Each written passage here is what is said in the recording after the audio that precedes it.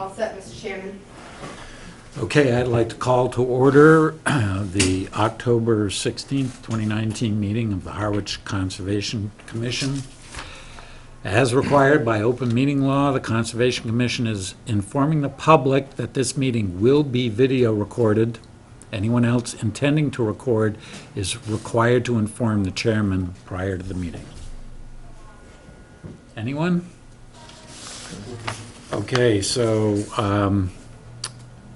the first item on the agenda tonight is the notice of intent for Mary Judge, 6 and 10 Neal Road.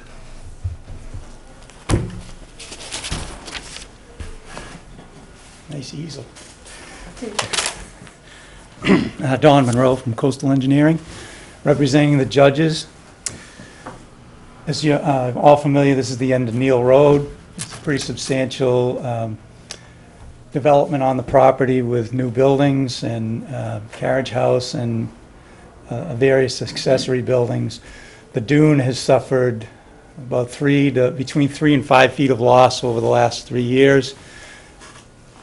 So what we're proposing is to try to protect what's been developed. It is post-78, so we can't do any hard structures, although we do have 4 groins on the property. And the intent is to rebuild only the 2 that are the interior groins, only because they are not going to affect either of the 2 abutters. And the idea would be to make them tighter according to an Army Corps detail. The groins that are out there currently, they're somewhat dilapidated. When they were first built, they were built according to this particular section view, which you can find in the Army Corps design manual. The interior stone that you see in our section is pretty much gone from the interior of the 2 inside groins. So we would want to be able to take apart what's there, kind of feathering it apart. Denny from Easy Does rebuilt the 2 jetties up at Pamet River, and he'd use a similar process where he peeled those apart, walked his machine out on the peeled out part, then rebuilt as he walked back in, so that he would never be in the water, technically doing it at low water, but also not anywhere on the beach with the machine except on the 2 groins itself. That would protect the sand that we're proposing to put in the middle here to try to push the mean high water out away from the shoreline so that waves will break sooner than later in this general location. We're also proposing nourishment on either side of those 2 particular groins to a total amount of 2,500 cubic yards. The section view that you should look at for those particular groins will be on sheet 2. We are proposing to grade the material at low tide out beyond the mean high water line, just so we get a 10-to-1 slope all the way out to the intertidal zone. The layer of sand is very narrow in this location between the mean high and we actually don't show mean low, because mean low is the reason I found out was because it's negative 2.4. And we're in NAVD 88, so we show the 0 as the low, as the datum reference. So we can label that, but we can label that for you because it's not on the plan. We can label that elevation. So we're not going below the mean low. We're only trying to go just beyond the mean high, just so we can get the taper, so we don't get that scarping effect that you get when you stop your nourishment at mean high. It tends to scour, and then you get that lip. We're trying to alleviate that because that lip doesn't serve any purpose to break waves. All it does is cause a scour effect, and then you lose the sand. Whereas if you have the grade all the way out, the waves don't stop, they just continue up the grade. So that's the idea behind the style of placing the nourishment as opposed to just above mean high water. That would mean we'd have to get a Chapter 91 permit to do that. It's basically a fill permit. We have other fill permits in other towns.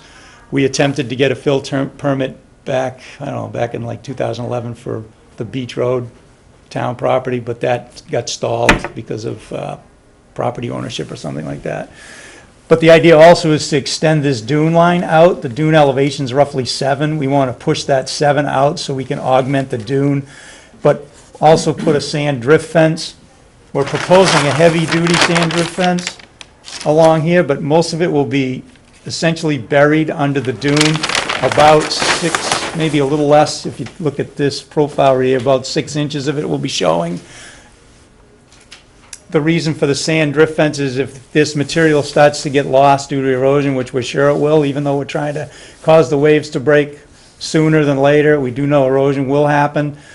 That will be there during the winter months to trap sand, then we'd come back and put sand back over it to keep it buried during the spring, summer, and fall. So the nourishment effort would be obviously before April 1st, before plover habitat. The rebuild of the groins, we're not changing the footprint and we're not changing the height from the DEP design height. It was built, they were built back in the 1940s and 50s by the Massachusetts DPW. And there are DPW plans that we have that show the actual elevation and the design of those. So we're not proposing to elevate them at all. We're really only proposing to make them tighter than what's there, to interlock the rock better, with a core to keep the sand from moving out and actually in, so that the sand will have a tendency to go around the outside. That's the intent. At least that was the intent from my understanding with talking to Dave Hill about the design of the groins back in the 50s. Whether that will take place or not, we know that there's sand that travels through, because if you're out, if you look in your packet, there's a couple of photographs that we took that show, it's hard to see in this photograph, but the sand in this top photograph at the top of the groin up in this area, you can see it's actually passing through the groin. So the idea is if they're going to spend the money on trying to push mean high water out with sand to try to protect the dune as well as their upland, because they can't put a structure up, that we would at least like to try to trap some of that sand that they're spending the money on. The Amy and I talked about this one. We didn't meet on the site though, right? We just discussed it. We were at a different site, and Yeah. I made a few comments just so you. So, then we'd also want to, right now, they currently walk down a path. It's a beaten down path through the dune, and then it comes to a little concrete stairway, and then it goes down. What we're proposing is a boardwalk to keep them off the dune, and then probably try to fill that and plant under, because we're going to put through flow in there. So we've seen where through flow can actually grow underneath a structure. Because you get about 65% light penetration. So the idea would be to get the pedestrian traffic off of the dune, try to get that to grow so we don't have any open area where storm activity could come through like a funnel. The access, we did go through waterways, and I'd met with John Rendon and Heinz Proft. I sent an email to Heinz. Heinz said he'll send a letter in. Sorry he couldn't get in sooner, about shellfish. He didn't have any concerns, but I wanted to write it and give it to you and John Rendon didn't have any issue with navigation because we're not any further out than the two larger groins, if you just draw a line between the two. So there's really no navigational issue. The only issue they had, we originally proposing the access here, down over the town landing, but they were really hesitant about us taking all this apart and rebuilding it, and then we'd have to build up a huge ramp to get up, because it's about a 6-foot drop on this side of this particular groin. So there is a little access way right up in here that was used when Tom White owned the property. I don't know what they used it for, but it's pretty open in there. So we're going to use that as our access, and then we'll just revegetate when we go back out. There's no trees that we're going to have to remove in that location. There's just English ivy growing everywhere. Let's see.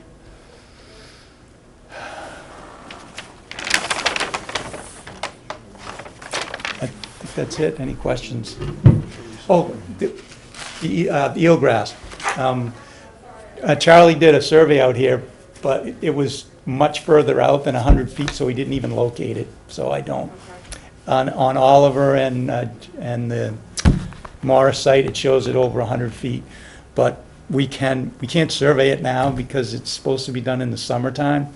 Although Charlie said he could dive it and dig to see if he could find roots, because Dave Hill said that you still can find roots even though the top of the plant's gone dormant, so we could do that if we really need to establish that it's greater than 100 feet physically on the property. But like I said, the lens of sand that's going out in that direction is such a thin layer, especially in this section view here, that, I mean, we're going out much further here, but we're confident that rebuilding these will retain the sand better than on either side, because we're not going to do anything to the larger ones. So we're going out less distance here with our nourishment, and that section that you see on the top of page 2 actually shows you that the lens of sand is very, very, very narrow. It's not more than 6 inches and tapering down to 0 before you even get out anywhere near the mean low water, because mean low water, like I said, is -2, so we're still probably another 50 feet before we get to it. Well, 30 feet, I shouldn't say 50 feet.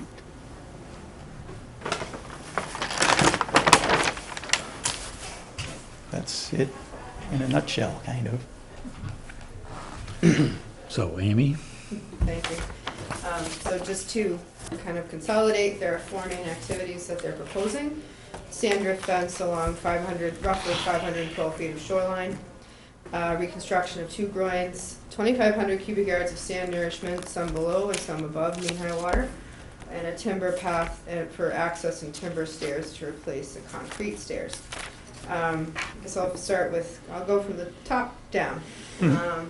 So for the timber path and access to timber stairs, you mentioned a boardwalk with through flow. Something we've approved in other cases is more of a roll-up seasonal type boardwalk. So the commission we can discuss whether or not you'd like to see something permanent, which is the through flow decking, or a seasonal roll-up boardwalk for that part where you don't really need to be elevated. Is that on the post that it rolls up, or on the ground? It's just on the ground. It's literally a roll that you roll out. And then, of course, that would stop where the stairs are and just make sure the stairs meet the criteria for essentially staircases over coastal banks, even though it's kind of a mix of a dune bank at that point. Just make sure that the stairs that you've proposed meet those, and I haven't honestly scrutinized that. So before we get into the sand drift fencing, I've asked, and I've mentioned it to Mr. Munroe as well as members of the commission, that I've asked coastal processing specialist for the county, Greg Berman, come out and take a look at this. He's actually going to come out and go with me tomorrow to the site, and provided that that's okay with the applicant. As long as you can fare the weather. It may, I think it's supposed to just be windy tomorrow. I'm supposed Okay. to get the brunt of the rain tomorrow okay. morning, right? All right, it's fine with the judges. I actually went to the site during the last one. Oh, you did? For my review. Oh, nice. Okay. So No, that's anyway, fine. Yep. I welcome should have Greg. asked. I should have asked that to begin with, technically. And so Greg is a coastal geologist, and he'll look at sand movement throughout the area. He'll look at he'll look at what's being proposed here and make recommendations to you. So there is some erosion on the property. We brought them there today. But as Don said, it's really happened in the past 2 or 3 years. Mm-hmm. So it's a very short-term window. And when you use something like the mapping software that the state has online, it gives you more of a long-term trend. And granted, it doesn't really take into consideration the change that we've seen in climate and whatnot, but it does give you a long-term average that this area is accreting potentially between a foot or half a foot and a foot-ish a year. And again, that's a long-term average. So basically, we want to just make sure everything is necessary. I understand their desire to protect their property, but look and see if it's necessary to do so. In regards to the sand drift fence, it's fairly substantial. I mean, not alone being 512 feet long, it's a very permanent structure, very, very solid structure. 8-inch diameter pilings, 4x4 slats. It is heavy duty. Cross bracing. It's a heavy duty fence. Mm-hmm. And be curious first if you have looked into and evaluated softer solutions such as half snow fencing, which could be removed seasonally and would potentially capture some sand in the off-season and slow down any erosion that you do have there. So if you maybe kind of address some alternatives, would be Yeah, good. we did do an alternatives, but we didn't address snow fencing. Yeah. We can, I know it can become, snow fencing is difficult sometimes because we can become marine debris. I wouldn't suggest the typical full tall snow fencing, more like half snow fencing. That's less in profile, less of a sail in the wind. And you may obviously have to make sure that it's far enough away from the mean high water line that the first high tide's not gonna just take it out and have it wind up down the beach somewhere. So, I also was curious if this property in the past, and I know that these are new owners, but if they've taken advantage of the town's nourishment. Tom White did Okay, with Bronner back. The last time they did, I think he still owned it, was 2015. okay. And then they So- bought it 2 years ago. Okay, so nourishment was done in 2015-ish? Yes, and Mr. Judge did contact John Rendon 2 years ago to try to get on the list, Yep. but you know what happened to the county dredges at that point. They were like in disarray, so, Hopefully this year. yes. So they would definitely be interested. They have already put their name on Okay. the list. I'll just verify that. So yeah, it would be nice to be able to put that kind of sand here. The other reason I ask is I want to be able to let Greg know that there, what has been some artificial Yes. nourishment of this area. Yeah, they put on, I can look it up, it's in our files, but I think they put on like 1,500 cubic yards On on that this whole, beach. on On this his. beach. If you did have that information, that would be good Okay. to know. Yep. I want Greg to have a realistic Yep. picture of what's going on the site. I know Mr. Bronner and Tom shared, Yeah. so I'll have to check if they, I'm pretty sure they each got 15, but I'll check. That's a lot. Yeah. Okay, so Greg's gonna come out, we're gonna look at what you're proposing and if he agrees or if he thinks we should tweak it a little bit, if he's gonna make some comments and tell you about the area and what's going on. We do not have anything from Natural Heritage yet, We submitted, but nothing yet. yeah, so we can't vote on this We anyways submitted tonight. DMF too, and nothing from them yet. I have something from DNF. Oh, well, you'll have to share it with me. I will be happy to. I don't have it. So I'll quickly go through it. Yeah. And then I'll email you this, because this is my only copy, I think. So it was dated October 8th. Of Yeah. note, Amy, because you mentioned it's in our Dropbox too, and I don't see that oh, either. I'm sorry, we should. No, that's okay. No, I'm just going by your site summary. Connect with Nikki a little bit more between Okay. what we put in packets versus Dropbox. So they state that the areas within mapped habitat for bay scallop and mapped area for eelgrass adjacent. I don't think Heinz had this letter prior, so I will share it with him It's fine. Mhm. because Yep. prior to his making a comment. So standard is beach fill activities have to be at least 100 feet from any eelgrass beds. Sand inundation kills eelgrass. Eelgrass is pretty much, bay scallops need it, as well as other fisheries need it. And the state has mapped an eelgrass bed offshore of this project. So we just, we can talk about the offer to investigate that Mhm. further, or if you Yeah. should just make a note somewhere saying that it was investigated and found to be more than 100 feet away.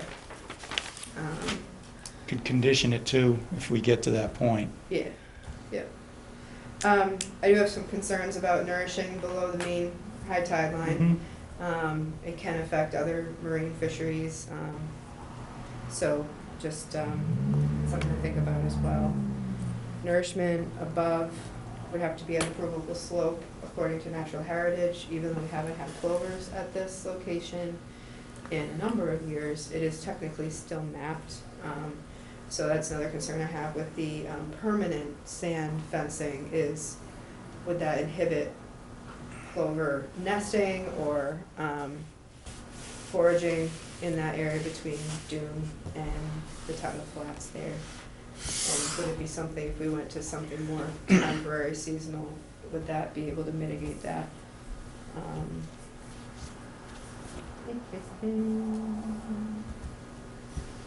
So for the groins, you'll need Army Corps of Engineers and Chapter 91. Mhm. Yeah, those won't be worked on until probably next, if we get approval here, next fall Yeah. at the earliest. And they have, I mean, they're, you can tell that they're in somewhat state of disrepair, but they've been evaluated by your firm, and Yes, the evaluated meaning their function? yeah. Yes. The function of them, especially since they're interior to the two larger, would serve a good purpose to rebuild them and concentrate the sand in this location, because this is the area that they like to use as the beach the most. So let's see what Greg says, and then we can talk about Yeah. things that you've raised that are good issues. Mhm. We should stop, as part of any decision, I think they're gonna have to stop storing all their beach toys and kayaks on the dune. Okay.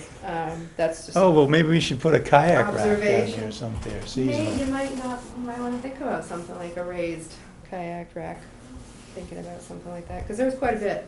Okay. I think those are my comments for now, sorry. I'll go off. Okay, so shall we go around, starting with Jim? Sure. Well, I guess we're to some extent holding off to see what the coastal processes expert And will tell us. natural heritage, yeah. Natural heritage. I mean, you know, this sort of situation brings up like what's the end result gonna be with a foot or two of sea level rise predicted at 30 years. I mean, if you're gonna hold that line, it's a hard structure. I You mean the think- fence? Well, no, I'm saying if you're gonna, with that much sea level rise. Well, the only thing that this property is afforded for resiliency is nourishment, dune enhancement, and hopefully help us allow us to reconstruct those interior Yeah, groins. Yeah, no, I understand that. Yeah, so I'm there's just no real saying other, that it actually will have to be a hard structure, whether it's rolls or a fence or anything with that rise coming up. To that yeah. point. Well, we won't ever be able to put a hard structure unless DEP changes the I regs. understand that, yeah, I'm Then saying a- what's effectively a hard structure as far as. Yeah, like fiber rolls? Well, Or in logs. that situation would become a hard structure most Oh, likely over time. If you're holding that line. Well, if you're holding the line with soft solution, it's not a hard structure. Well, It still erodes and it still is able to move and do whatever it does. But to think that that's a hard structure because you're holding the line, well, why wouldn't you want to hold the dune? Because it's an effective barrier to storm damage, which is written right in the regulations. So anything that enhances a dune is only enhancing the natural process. It's not stopping the process. Well, the process would be for it to slowly erode, and there would always be dunes, and there would always be a bank, and that would slowly migrate inward would be the natural process. Right, and you already have a flood zone that's up, the flood line's up here. Yeah, no, it's just this is gonna come up because the shorelines are changing. Yeah, Whether or not in 1978 it was decided that we were gonna let natural processes take their course, and if Mhm. people wanted to take that risk, they were welcome to. 40 years later, well, were the regs really written to just allow to take the process, or was it to allow certain structures prior to 78 protection, and then through DEP's evolution, come up with soft solutions that still allow the natural processes to take place in order to protect upland structures? I think there's a preamble that talks about that there's a, something in the- yeah, there's a juxtaposition, and certainly we want the process where they're post-78 to take place, but can we also somehow work with the environment to try to at least allow the people that have those shorefront properties that can't take advantage of the pre-78 status some level of resiliency? 'Cause CZM, DEP, DMF, the Army Corps, they're all talking about coastal resiliency these days. And coastal resiliency is more than just hard structure. Yeah, I It's would a problematic. certainly say so. Yeah. In some cases, it involves pulling back and Yeah. even government getting involved, and Yeah, you know, it involves dunes and wetlands and, Yeah. and all sorts of stuff. But I just see that in the end game, no matter what you're putting there, if the sea level comes up, it you know. we're talking though many years from now. Yeah, maybe, It's like 3 millimeters a year, so, you know, we'll probably, well, I know I won't be here. I look young, but, the other thing that's interesting though, even though the flood lines are back here, the elevation 14 contour is actually down here. Right, 'cause it's a B zone, so it's not based on elevation. Right. So you still have some landform protection that's well above the stillwater elevation, so you may get wave damage. The property I think of is the Cordell Hall property in Chatham. It's the last one out in Cockle Cove that has the steel bulkhead and everything around it. And the shore's receding. He still has a landform that's well above the flood elevation, but it gets wave damage. Same with Situate. A lot of properties in Situate, they get damaged by waves. The still water comes up and goes under them, so they raise them on piles. So that would be another option, is that they could raise this up on piles if we see that the landform gets damaged in one storm, where all of this doesn't matter, and it goes well above the 14 elevation, which would be 500-year storm probably. So, yeah, you're right, there's definite I'll leave it at that. limitations. Stan? You all done, Joe? Yes. Okay. I'm just trying to understand, we saw where the proposed fence stakes were. Mm-hmm. And you made the comment, most of that would be, if you went that way other than something different, most of that would be under the dune. So you're saying you'd put in the stakes, and then with that sand replenishment would be creating more of the dune? Yes, right over the To the top of beach. that. Yeah, you can see on the plan, Right, he's got the okay. fence, but then he's got the gray area Yeah, behind the fence. right, too, Right. So I was just trying to picture it all, Yeah. because having seen it there, Right. so that's a lot.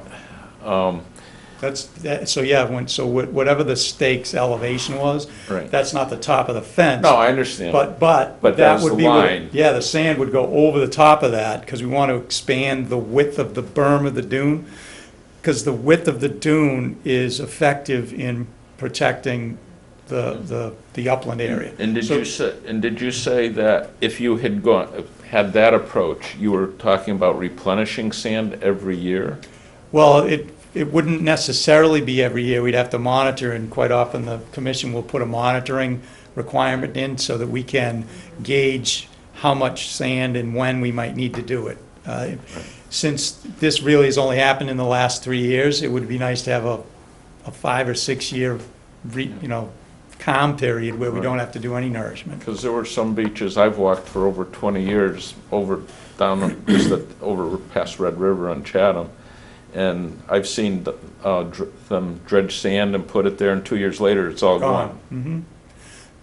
That's a little bit different than here, because like Amy cited, and our evidence shows that the dune has only receded the 3 to 8 feet from this direction to from that direction to this direction in the last 3 to 4 years. And the other thing I was really curious about, where you have the cement stairs there, we noticed that it looks like there were posts from an old handrail, and there was a piece of hardware there that looked like from a handrail, There probably was a handrail there, but but that post is only maybe a foot or two high off the ground.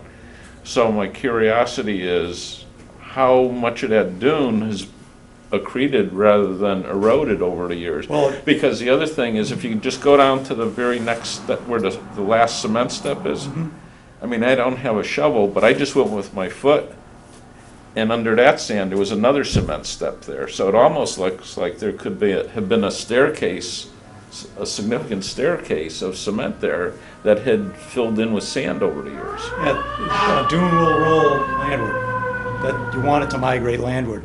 due to the wind. So as it erodes off the toe, the wind will blow it off the face of it because the vegetation disappears, then it will roll back. So you'll get a pileup of the sand on the lee side or the opposite of the wind side. That's why you'll see that accumulation, which is great, because that's what the fence is supposed to do. So we want to try to move that effect waterward so that it traps the sand on the water side of the dune as opposed to rolling it back. So we try to build the width of the dune towards the water because that will allow more protection and protect the backside of the dune.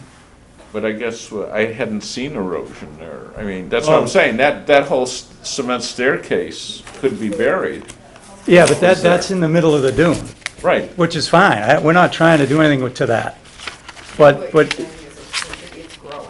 yeah, the dune may have grown, there's no question it could have Right. grown, but it didn't grow on the water side. The water side is scarped 3 to 5 feet back. Well, maybe in the last couple of years, but I'm saying it looks like there was this, again, I don't know what those cement stairs originally looked like without digging down with, with something significant, but I'm saying it almost looked like a dune had, But that was at one point the seaward. Yeah, but- right. I don't want the confusion to be, you're using the word accretion, and it didn't accrete in the last 3 to 4 years, this shoreline. This shoreline eroded in the last 3 to 4 years. The dune may have No, built and up. I understand that. Okay. It must have been built up over years prior to this. Right. Well, the effort of the homeowner is to push the water further seaward. And the only thing that he can do in this situation is to build the beach out so that the elevation at 10 to 1, a 10 to 1 slope pushes the mean high water seaward, and then build the dune face out so that he has a level of protection from toe erosion, and not to stop the wind-blown effect of the dune moving landward. I think we show that right here, that the scarp is pretty substantial on I the, think he's fighting Mother Nature here, and if that would work there, then how come we're not putting that kind of emphasis in other places on the Cape to? well, we're protect using the it all, shoreline? we're using, it's the only thing that Dennis and Brewster is allowed, and they're doing it all down that shoreline. They have dunes now there that are very substantial as a result of people's efforts. And it all has to do with being consistent, and these people are consistent because they want to protect their property. So we're looking to the commission to balance what you want, the natural processes to take care of, and allowing a person to protect their property. I have nothing else. I abstain. Okay. I'm sorry, no comment? He's abstaining. Abstain. Anything? Yeah, I mean, when we looked at it today, the thing that I'm struggling with is, this is a hardscape to put in this type of fence, and I'm struggling with whether or not it's allowed under the requirements, given that this is not a pre-78 structure. The only answer I have to that is they're basically all on the Cape, the bay side of the Cape. Yeah. So DEP doesn't formally say whether or not this type of fence is a hard or soft solution. It's up to us to decide, correct? It really, well, they normally say sand fence is a soft solution. However, at what point does it become hard at what point does it start acting more like a hard structure than a temporary soft solution? Yeah. And so, yes, it is a little bit up for the commission to kind of decide. Yeah. You can actually make a snow fence a hard structure if you make the slats tight enough and you wrap it more than once. Sure. Then you effectively are trying to shut off the erosion. Right. Whereas if you keep 50% porosity, which is what we're trying to do with a fence, you're still allowing the waves, and you can actually see it demonstrated on the ones on the bay side. The water goes in and the water erodes the sand away. The only purpose of the heavier duty fence is to keep it from falling apart during a big storm event, so that it's there in the wintertime when the wind does blow the most and trap the sand. So it doesn't really act as a hard structure, because it doesn't block the wave energy like a tight, hard structure does, like a vertical face bulkhead or a rock revetment. Yeah. And even a rock revetment, from an engineer's standpoint, has 25 to 28 porosity. But we've taken the position in the past that structures like a fence within the resource area would be allowed under some sort of a hardship. And I'm not hearing a hardship necessarily. But that's not the way the regs are written. It's not based on a hardship. It's based on the definition of what a hard structure is. And DEP has not defined this as a hard structure because of the 50% porosity. But our regulations, We say it's a structure. Mhm. So we say fences, patios, decks, those are all structures. We don't. Is it a we're- CES, though? Exactly, so that's the difference. Difference is between a coastal- structure and a coastal coastal. engineering structure versus an upland type. we can make that Structure. distinction. I don't think our regs, I'd have to go back and look, to be honest. I know we're gonna be going to Yeah, and another I think meeting the- anyway, so I can look a little bit more Yeah, and into sure, the that. further discussion beyond, first we should have Greg's input. Yeah. And then the discussion beyond that could be a variation of what we've proposed. Mhm. I mean, because we got to have some level of protection for the homeowner, Mhm. which is kind of your job to balance, and we understand that as engineers, but as engineers, when we're working with coastal engineered structures and soft solutions and hard solutions, we have to try to figure out, from our perspective, what's what, to try to fit it to the regulation. So that's why we have it proposed as we have it proposed. All right. But we're not saying this is the only, And if we don't do this, can you establish what the impact would be continued loss to the dune. over what period of time? Now, if we'd use the short term, we could have one storm this year that could take away 3 to 4 more feet of the dune. If we have a mild winter like we did last year, even though it was mild because it's south facing, you had enough south winds to build up on the shoreline, and it eroded, and we didn't have anything going on the bay side, no erosion. So it's all a function of whatever gets delivered to the property. So rather than wait for something to happen, we have a homeowner that wants to be a little bit more proactive and try to get something approved that gives him some level of resiliency. And what sort of mitigation would improving the groins have on this overall process? You have to explain that question Well, again. I mean, the groins, obviously, as you've described, it will help lessen the wave impact. Yes, well, actually, yes, they try to lessen the wave impact. Let's go back for 2 minutes. The reason for the design was that they were supposed to be built by the state.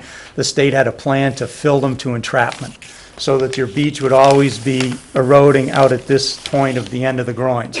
They never filled them to entrapment. So unless you fill them to entrapment, they always don't function properly. What happens is that the sand erodes back to here, then the sand gets trapped behind them, but then it'll pattern out around Right. the end of them, and then it gets shot offshore, and then somewhere down the line it comes back. So it starves individual compartments. So we're taking this compartment, focusing on this compartment. These are less important to the homeowner, so, we're gonna talk about that later, after Greg looks at everything.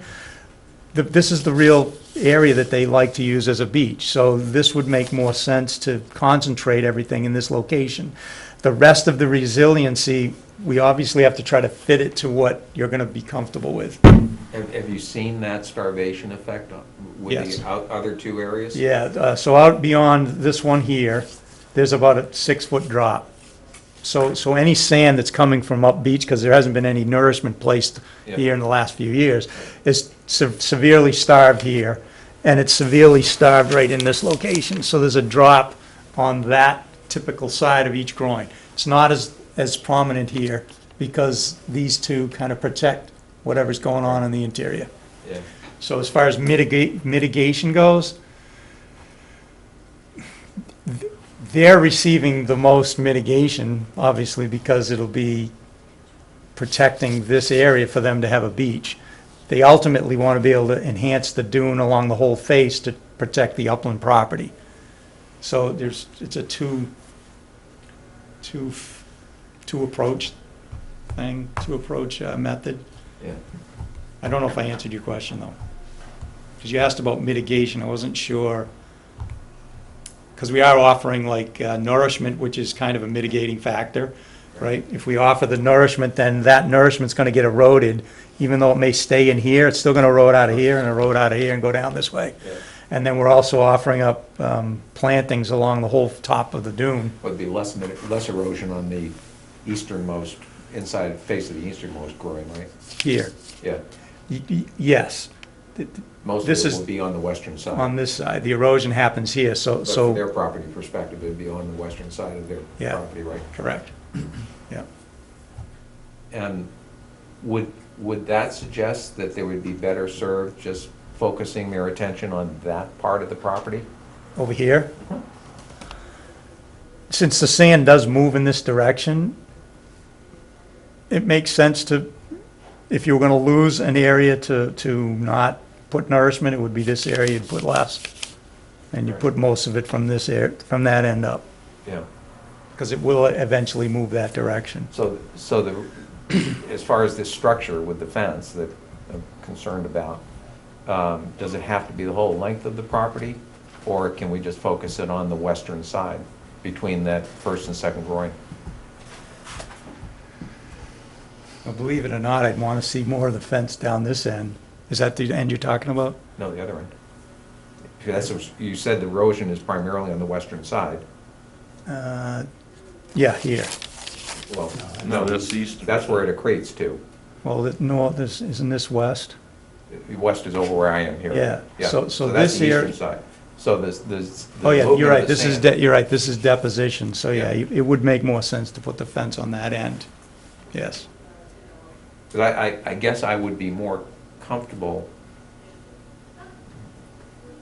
more tolerant, I guess, of the proposal if you tried to limit it to where the impact is most evident, It's a good point. rather than trying to do the whole property. Good observation.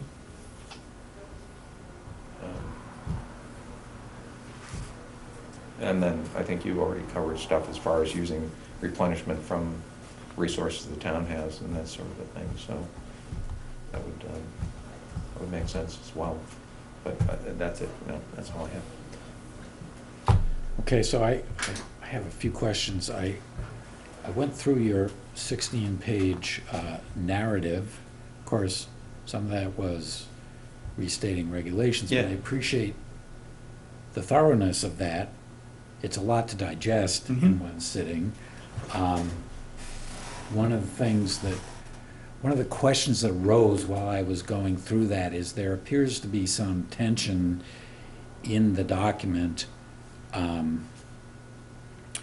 between your statements that the groins are to be constructed so the sand can pass through the groins so that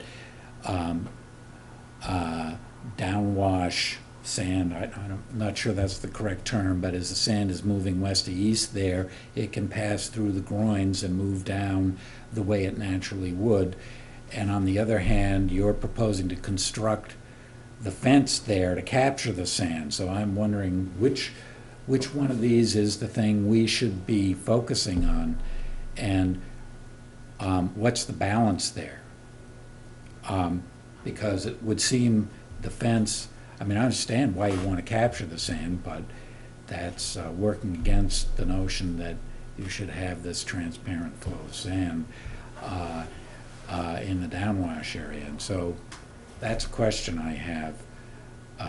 And I don't really understand the dynamics. Maybe you can enlighten us a little Yeah, more sure. about The that. sand drift fence is just like a snow fence. It's supposed to trap windblown sand.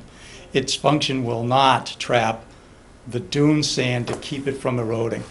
It's going to naturally erode, go out into the near shore area, and then move literally. The sand fence won't stop that process.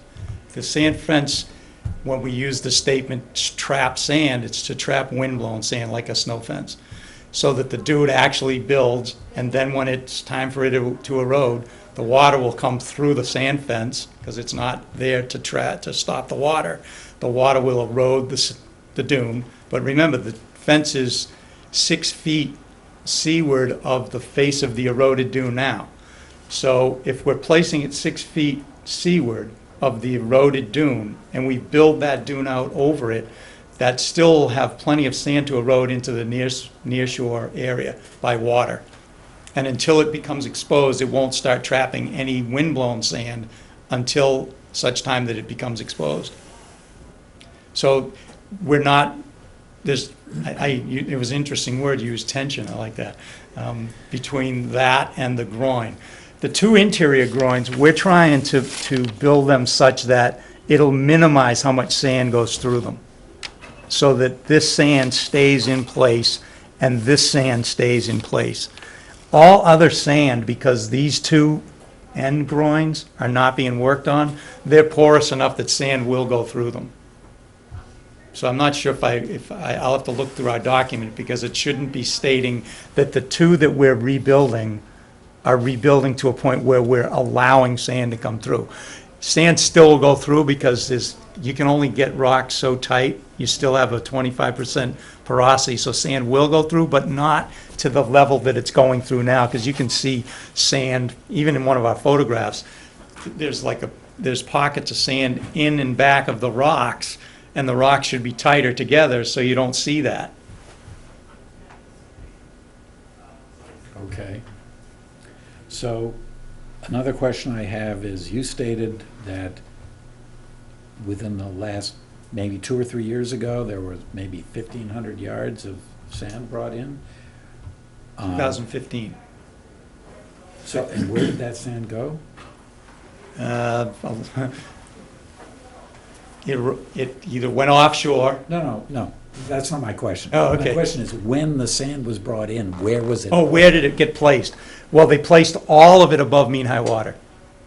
So this mean high water line that you see right here, the existing mean high water, that's the dark line, all the sand was placed above that. I see. And therefore, you don't need a 91 permit. Town nourishment program that they took advantage of. Right. And so, but was sufficient amount of sand deposited there so it had a slope that came flush with the current dune? It wasn't placed at 10 to 1 because there's not enough room to do a 10 to 1 slope, which is what plover habitat's supposed to be, and also enhance the dune. So what they elected to do was jam it all up tight against the dune, then allow it to erode, but you don't really create a beach in front of it. And typically beaches are really good against erosion if they have a 10 to 1 slope and they're relatively broad.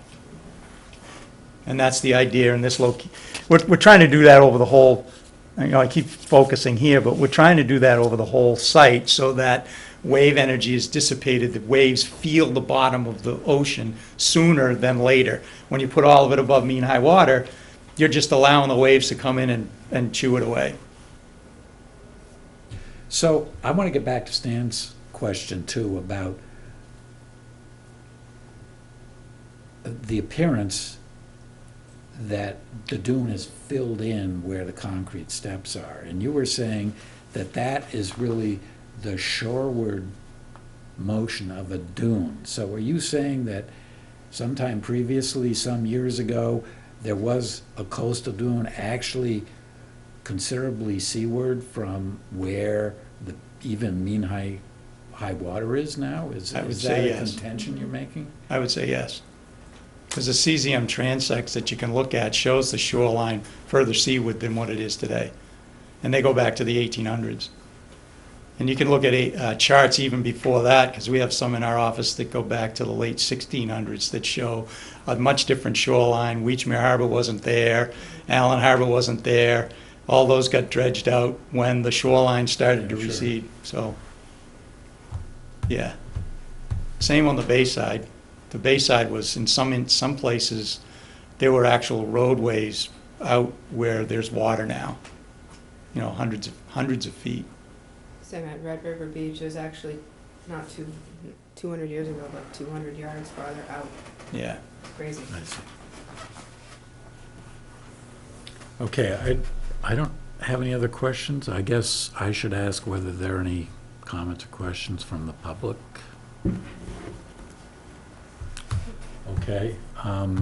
Next meeting would be November 6th, because it's a 5 Wednesday month, so Okay. it's 3 weeks out from now. Okay. So if someone want to make a motion to continue? Sure, I'll make a motion to continue the notice of intent till November 6th for 6 and 10 Mill Road. Second it. All in favor? Aye.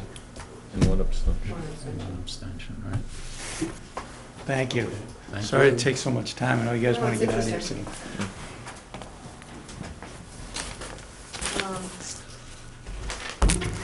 think I should have this, I have it via email. Oh, okay. Great. I think I have it via email. If not, I'll be emailing you. Okay, thank you very much. So will you, Thank you for you your also time. put a copy of that in? I will, there? yeah, I'm sorry about that. So, See you later. next on the agenda is John and Ileana Chandler, 115 Sequatum Road.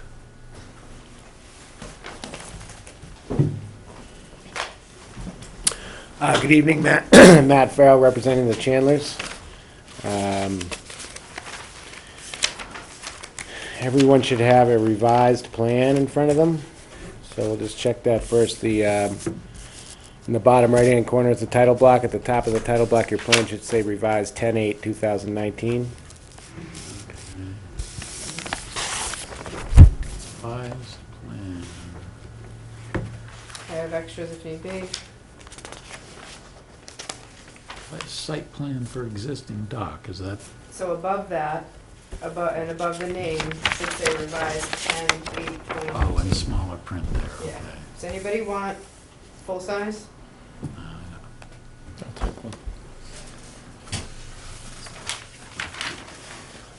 I have a couple more. It's hard sometimes to review plans on the tablet.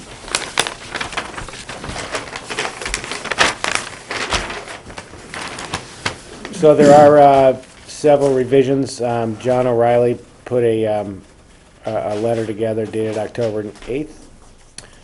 So I'll just review the changes. So we have reduced the size of the L-shaped end of the dock to 100 square feet, so 10 by 10, as required by and as we discussed at the last meeting.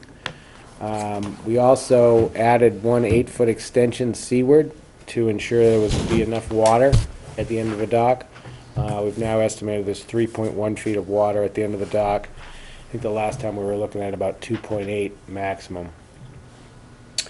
We've moved the entire structure to the west to hold the 25-foot setback on the east property line as required by Chapter 91. That would have been one of their comments that they probably would have required, so we're proposing to just move it over. The existing deck on the beach, just south of the existing ramp out to the water, was 11 by 8 by 8. The owners opted to remove that from the site completely. And then the seasonal dock storage has been proposed at the top of the slope, just southeast of the existing stairs that go down to the beach. And then the owner did some research into the existing stairway and deck. And I don't know, Amy, did a copy of this letter get to the commissioners? If not, I summarized it for him in my summary. Okay. And basically, the owner did some research, went back. The Chandlers bought the property in 2012, and he went back to the prior owner, who I believe was Morrissey's. They bought it in 1980, and at the time that they bought it, that deck and stairway was there, and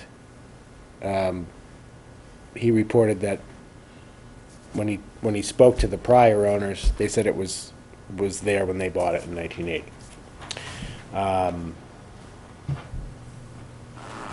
I guess that's about it. I think that summarizes pretty much what we talked about last hearing. Questions, comments?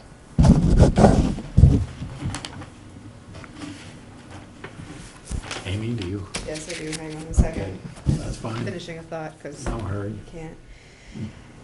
multitask today. Please with. Okay. The commission did ask for them to look and see kind of what the history of the project was on the property, because what currently is on the site doesn't conform to today's standards for freshwater docks, as well as you know, the decking pretty much halfway down the bank, not just the staircase. So I do think they did their due diligence and made the effort to reach out and see what was originally there. They do note that the deck that's at the base of the slope on the beach was newer, and they are proposing to remove that. They would like to keep the deck, the 38 by 8 deck that's on the mid part of the slope, which they have stated has been there for quite some time. They're proposing to shift the dock to meet the standards from property lines, so it's 25 feet from each. Decrease the size of the L end, and it's up to you, but my recommendation was to get it a little deeper. I'd rather have it be a little bit longer and more of a structure than have it be too shallow at the end. So made it 8 feet longer, Yes. 8 by 4. Yep. We can chat about dock storage, and in terms of seeing if typically on the top of the bank is great, and not worried about being debris, but it is kind of a no disturb zone. Is there a way to get it outside, maybe that area farther, and put it farther up a little bit more on the property in order to, I mean, that should be a vegetated buffer ideally there. But in general, recommending approval of the project. Maybe I'd like to see a little bit of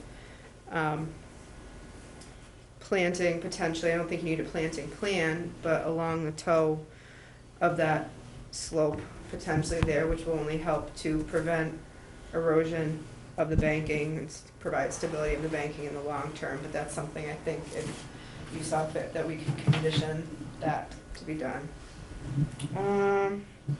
How did it go in front of Waterways tonight for you? It was approved, and the only comment that they had was they think the dock should be stored down on the beach because they don't think anybody is going to carry it up those stairs. And I wasn't going to share that with you guys, but Okay. I decided I figured I should, because that was really the only comment from the harbor. He thought Sandy Beach and the, you know, that we shouldn't be any issue to Sandy Beach. But the wintertime with storms and whatnot and ice, there could be a problem down there.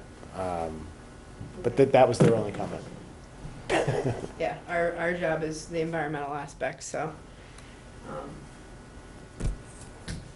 Other people do it, other people get the sections up. My, one comment that I have is that if the dock has sustains any substantial damage, say 50% or more, that, you know, if they're gonna replace that dock, that it should become more of a movable item, an aluminum type of variety that's easier to move with big feet, but that could be a condition as well. I sense the commission, we're starting to get away from these really heavy timber structures in freshwater ponds. Right. So those are, but that's down the road, that would be a condition on the permit.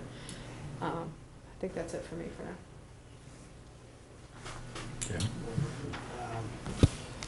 Yeah, I think that would be a good condition, that if it was to ever be rebuilt, it be in aluminum, like cylinder material, to avoid the pressure-treated bleaching and Sure. make it lighter as well. And, yeah, a number of people just have those docks taken out by a dock company, and they'll take them wherever, you know. up the other side of That the could be house. what happens here, I Yeah, honestly don't That's what know. has to happen in most of these situations. We can't expect people to carry them. Right. Yeah. And in that case, they could be stored outside the 50-foot buffer zone without a problem. Right, and I can't remember what exactly that looked like where it's noted on the plan, but I'd probably be more in favor if it wasn't within the 50-foot buffer. I mean, yeah, the visually, the vegetation-wise. Mhm. That's all. Yeah, interestingly, that was my question gonna be, how are they gonna get up the stairs with the that dock. I don't know how big the sections are. Yeah, there's companies that just come with. Oh, yeah, no, but I mean, just looking at the dock itself. It'd be very difficult. It would be Not very possible. difficult, so, but that's all I was, It's wood. They may take it out on a boat to a landing and then bring it around and store Right. it up there. Right. In which case, it would be easy to get it outside the 50-foot. Mhm. The area where it is well, proposed, I'm not gonna argue with it since they propose having it top, so I'm not gonna go against it. it is, and I think it's just lawn up there, because I can see an edge of clearing, Yeah, it is. so it's just part- grass. It's like the edge of what was the road. Okay. I would support Amy's remarks.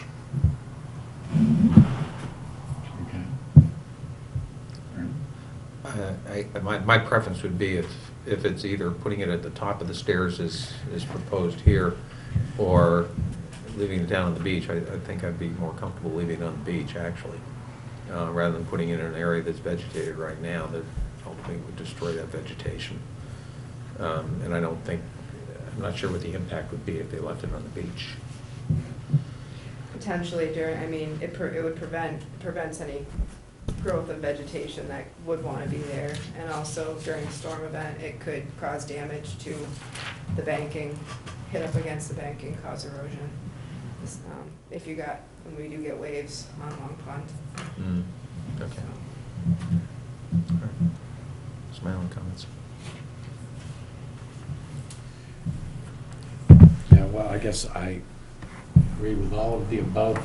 My personal preference would be to require it upland somewhere off the beach, and with Jim's observation that the owner should be able to hire out the job of getting the thing out of the water and onto their property or some other storage location. If it's going to be stored locally, it should be stored out of the 50-foot buffer. I think if you folks could condition it that way, that wouldn't be a big issue. Okay. Do they have any intention of replacing that dock in the near future? Not that I know of. Nope. Do that? Okay. Comment? Any other comments? Anybody from the public want to comment? Okay, so, I'll make a motion to approve the notice of intent for 115 Sequoia Road with the conditions that if the dock is rebuilt or over 50% rebuilt, it be replaced with an aluminum structure and not a pressure-treated structure. And that seasonal storage should be outside of the 50-foot no disturb zone. I'll second it. all in favor? Aye. Aye. Aye. Can I have those two big ones back, please? Oh, Turn that around.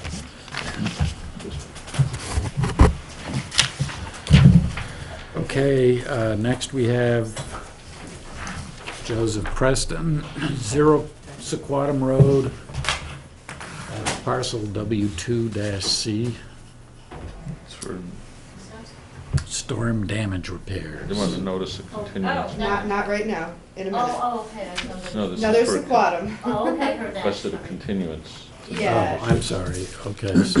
No, you can do the continuance. Yeah, That's what you're doing, right? Right, he didn't realize it was for continuance. Oh, I'm sorry. I was looking at the agenda, not the, I apologize. They would like a continuance. At first, I wasn't recommending that because I hadn't heard from them in quite a while.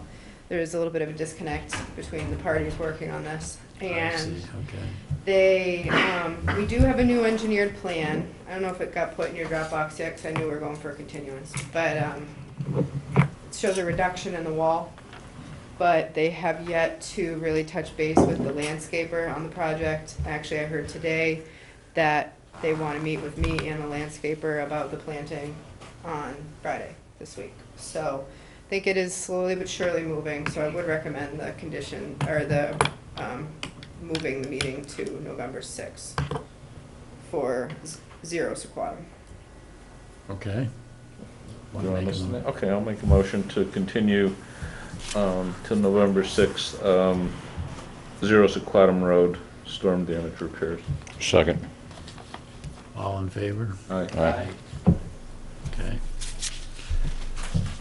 Okay, so next on the agenda is a show cause hearing for a new staircase at the corner of Daisy Lane and Sequatum Road.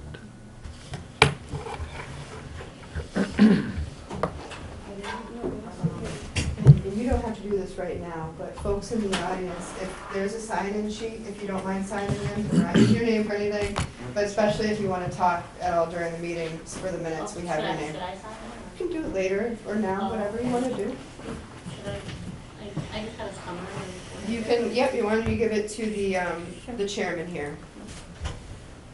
I have a Okay. couple of copies. Feel free to pass them out. Please, yeah. Okay, thank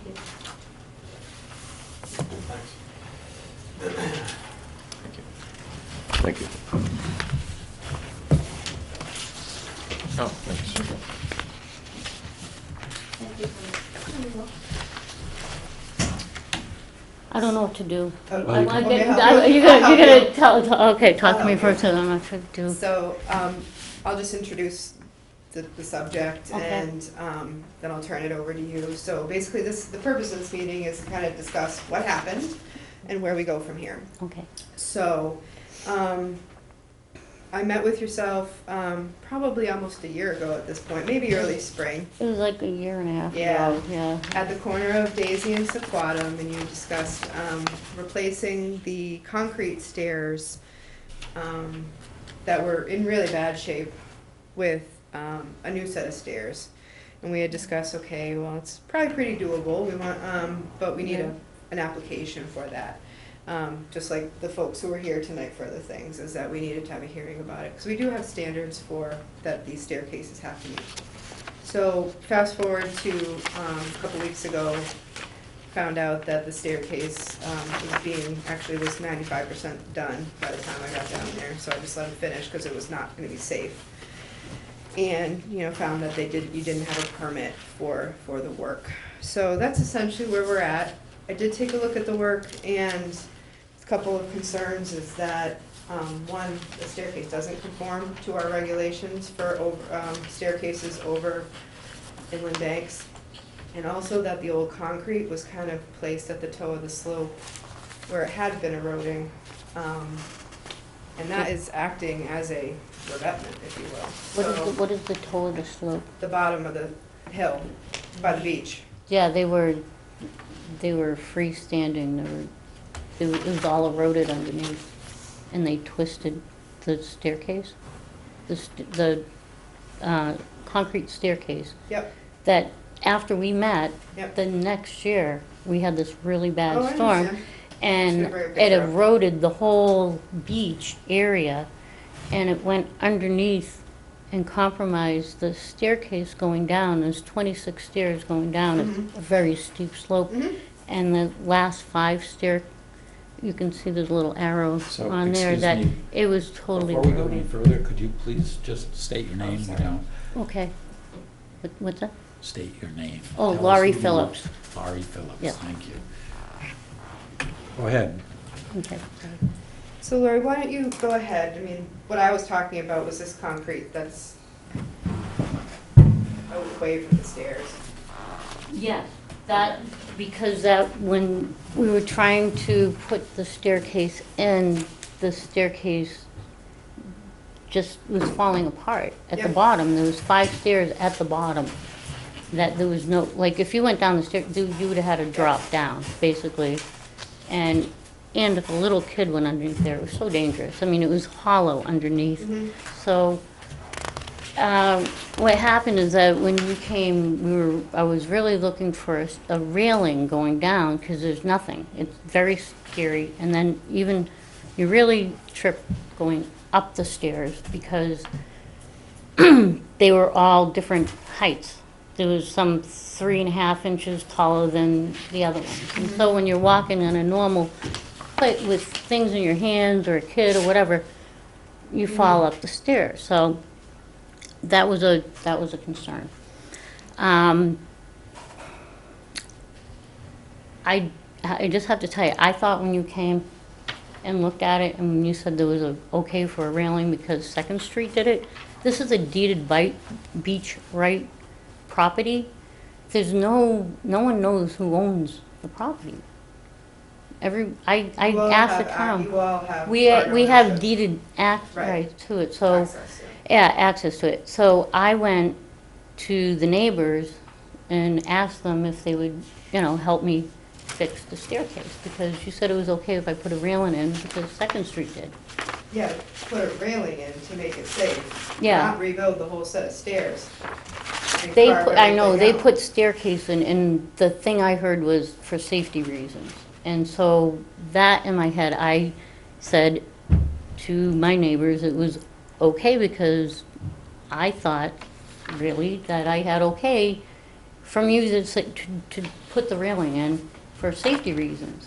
And then when we started to do it, the staircase was not good. And so I said, well, they did it on Second, we'll do the staircase. So, honest to God, it was just, I thought it was okay to do. It wasn't intended to be,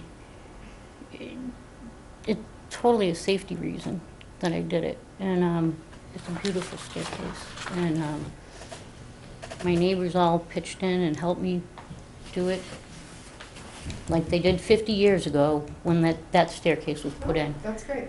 And I didn't mean it to be anything. My thing right now is I would really like to make it better. We wanted to build, do all the plantings and everything. And really the whole beach was eroded 2 years ago. I mean, Mhm. and you could see where they put, I don't know, what were they, telephone poles or something down That there. was a long time ago, yeah. A long time ago, and they're all rotted in there. A couple of them floated into the water. So somebody put, I don't know, a little sign, you probably see it says, please neighbors, put some rocks back here or whatever. That was right after it eroded. I don't know who did it, but it doesn't matter. Anyways, I don't know how, my thing is, how can I make this better? I didn't mean to do it wrong. I thought I was doing a good thing. My neighbors are happy, but Okay, so what we're gonna do is we're gonna give the commissioners a chance to comment or ask questions. And then Okay. it appears there are members of the public here who may also have something to say, so we'll give them their say, and then we'll discuss how we're going to proceed. So, unless you have something more? no, to tell no, us? that was it. I really, that Okay, was, So we'll go around and, let's start with Ernie this time and go the other way. Yeah, and in looking at these pictures, one of the things that's most evident to me is when the stairs were put in, it's obvious that there was a lot of disturbance of the slope to get them in, either constructing the new stairs or taking out the cement stairs, is that right? it was already eroded from the past storm. You could see up 5 stairs, it was already, Well, I mean, That was Mother When I Nature. look Well, at it this was- picture here, mhm. so for example, there's a whole gap of bare earth to the left of the stairs. You're saying that's the way it was, that's not disturbance from constructing the new stairs? That's from No. the steps, Oh, can you? That is can what? you- from the old steps, So, because the new steps were moved over, yes. correct? So, what's planned for that area? We were stopped, we were actually planned I on. did give him doing stop stuff. work order. Yeah, Okay. we did have plans to do a whole, and we were gonna get the first phase was to get the stairs in because it was unsafe for everybody, and the next one was trying to build up the, Retaining wall? the retaining wall, and to make it, so it didn't, we wanted to do the retaining wall before the stairs, because I thought it was gonna be, we wouldn't have anything, but then the stairs were gone and whatever, so that's how it all worked out. All right, I guess I wish I had a chance to get out there and look at this today, so I'll reserve any further comments for the time being, but Okay. But the- would the anybody amount of- go out and look at the staircase that is beautifully constructed and Well, it's so there, safe? You were there. Some of us were there today. Yeah. Oh, you- Yeah, I mean, oh, the staircase okay. itself looks fine, but the amount of disturbance that was caused putting it in, No, both what- on the no, left that and the was- right side of it looks significant, which is disturbing. No, that was from Mother Nature. No, no, I mean, Which one? this picture shows that it was vegetated on each side of the cement, correct?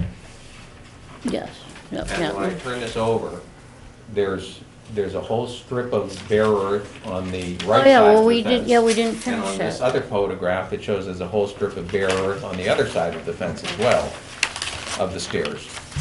So, Yeah, the sand was under the steps. yeah, The so cement there was quite a bit of disturbance, which has to be corrected, or else Yeah. that's just gonna Well, wash away well, with the spring that's- rains. That's why And we the rains wanted we're to gonna do it have now, tonight. but we That's got our stopped. question. Okay. Sorry. But, okay, I'm fine, Yeah. I'll pass it along. I would like to fix the problem. That's what I would like to do. Amy, as you see it, what would it take to bring that stairway in compliance? Rebuild, to be honest. It needs to be, so, if I can go back a little bit. This is state law, that you need a permit for this, and our town law. We have standards for staircases over inland banks, and when you had me out there a year and a half ago, you're also friends with a conservation administrator. No, I'm not, I'm not He friends. was at the site with us.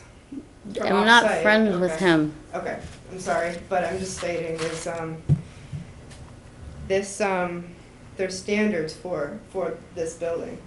This would need this needs a notice of intent application with the Conservation Commission. I do not believe as currently constructed, it meets our standards. Our standards, the reason we have our standards is to prevent adverse impact to the inland bank. I don't think that this was constructed correctly, and that's why I issued the stop work and didn't let you Okay. plant, because I didn't want to see plantings go in and more work get done that might have to be disrupted if this was gonna have to be rebuilt. This is a deeded beach right Yep. thing. This is on Data Street. On Second Street, Mm-hmm. there's a deeded beach right. Mhm. They have a permit. Those stairs are to spec. I'm just saying that they have a permit. Those are not to spec. That's all I'm saying. Depends on when those were rebuilt as well. The time I told you to look at them when I was trying to get mine done. Oh, the time, I'm not even gonna start because. No, that's the time I said, because they did the staircase over. I figured it was okay because they had a railing. And then But- I thought it was okay to put that up. Amy, I'm not trying to Okay. be. Have me over, Let's- why didn't you apply for a permit?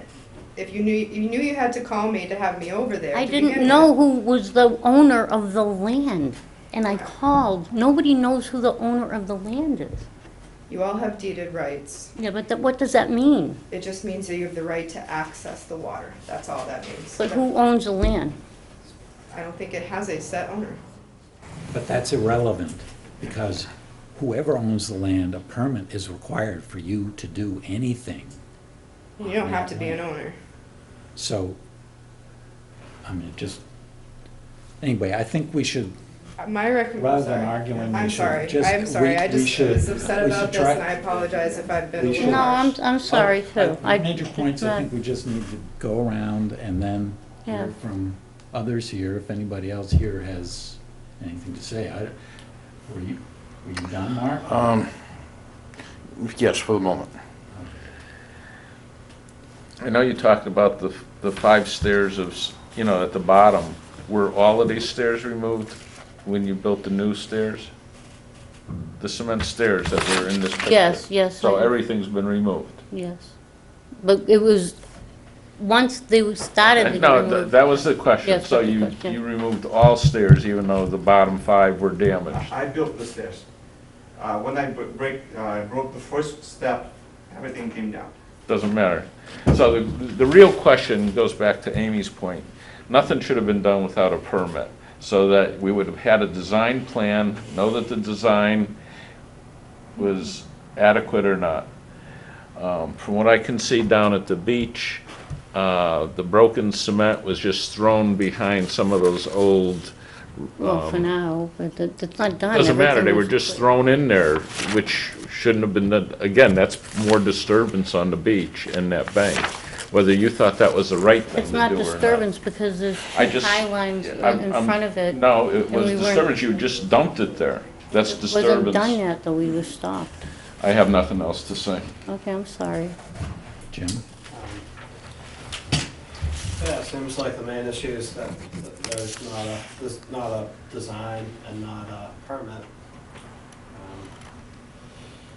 So I guess the only real way forward is to, probably after the fact, notice of intent with plans and, you know, see if, whether it looks like this maybe would have been required to be elevated a little bit if it was meeting our standards, so maybe there's some way it can be taken apart and that can be redone or something, but, yeah, I guess gotta move forward with that, Yeah. whatever. Well, I'm very sorry. I really thought I was doing something I good. understand, you obviously need new stairs, and the stairs are permittable ultimately, just the process, you know, didn't happen correctly, so.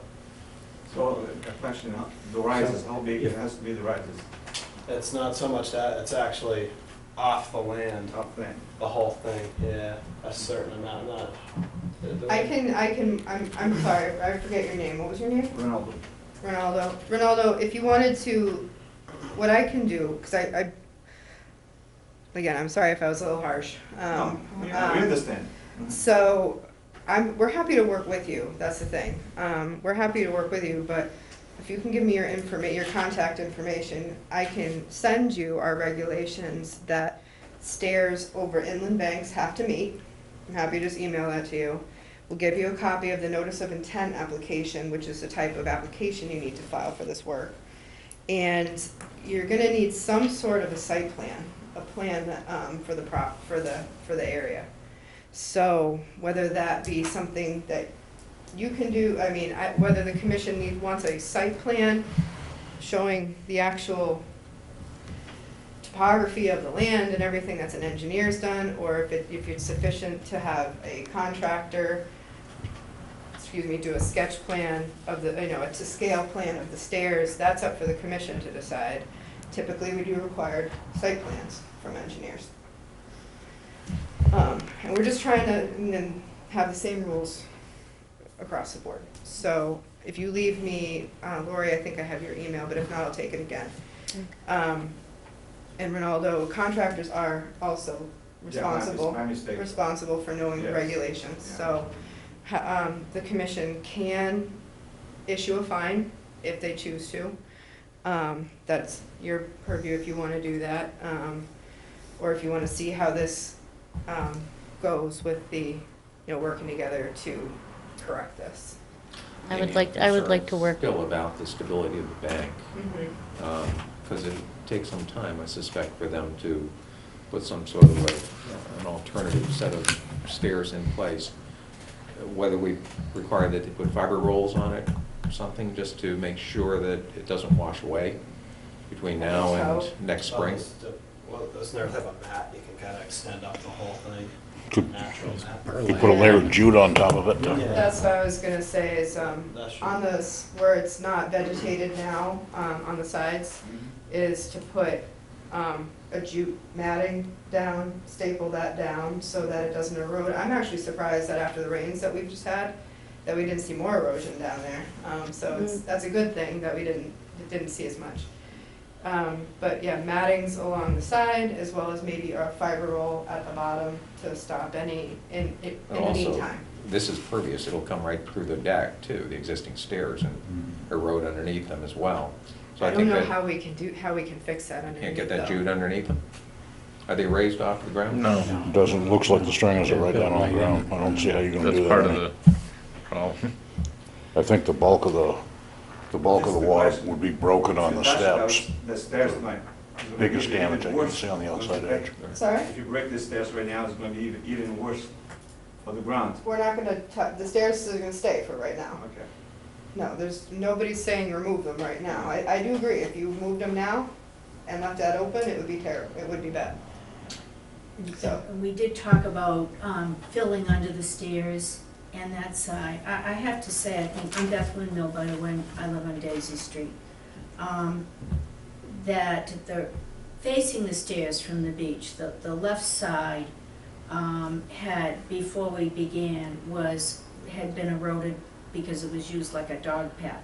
The other side, because of the building. But nevertheless, we had talked about using, I think it was stone dust covered with 1.5-inch cape stone underneath. We thought maybe that might be part It of all needs to be permitted, and actually, Well, yeah, yeah, and I understand that, Yeah. but I that might not be. do want you to realize that none of this was done with an intent to be illegal. None of it was done with malice, and none of it was done secretly. We wouldn't have been contacting and organizing all the neighbors if we were trying to do something that was illegal. Mhm. We sincerely misunderstood your protocol. Okay. And that's the basic line. We're not about breaking the laws. I appreciate But that. we were, I mean, I've lived there for 20 years and and it's just very fortunate that anyone with mobility problems or young children or grandfathers and grandparents carrying young children we would hold our breath because we knew the situation down there, and these renters would come, they couldn't wait to get to the beach, and they'd look down there and they'd like, oh. And then they'd go back and they'd get the kids and they'd still go down. We were fortunate there wasn't an accident. And we really did this with the best of intentions. And nobody in this neighborhood is wealthy. And I know that doesn't make any difference with protocols and permits.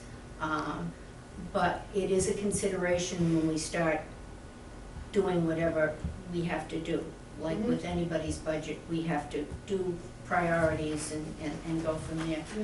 But, yeah, so that's the story. We were quite pleased with ourselves and the lovely stairs that were now built. We were just so happy till we realized there was a miscommunication. We did not understand. Yep. We figured if we went further with walls and whatnot, there had to be some kind of a plan. But we thought as long as we were replacing what existed that was unsafe, that we could just do that. So that's a perspective of a Can I neighbor. respond to that real quick? I do appreciate that, and I do agree that the stairs, when I saw them 1.5 years ago, were in terrible shape and were a hazard. When we met, it was definitely just about the handrail, and I did say you need a permit for replacement.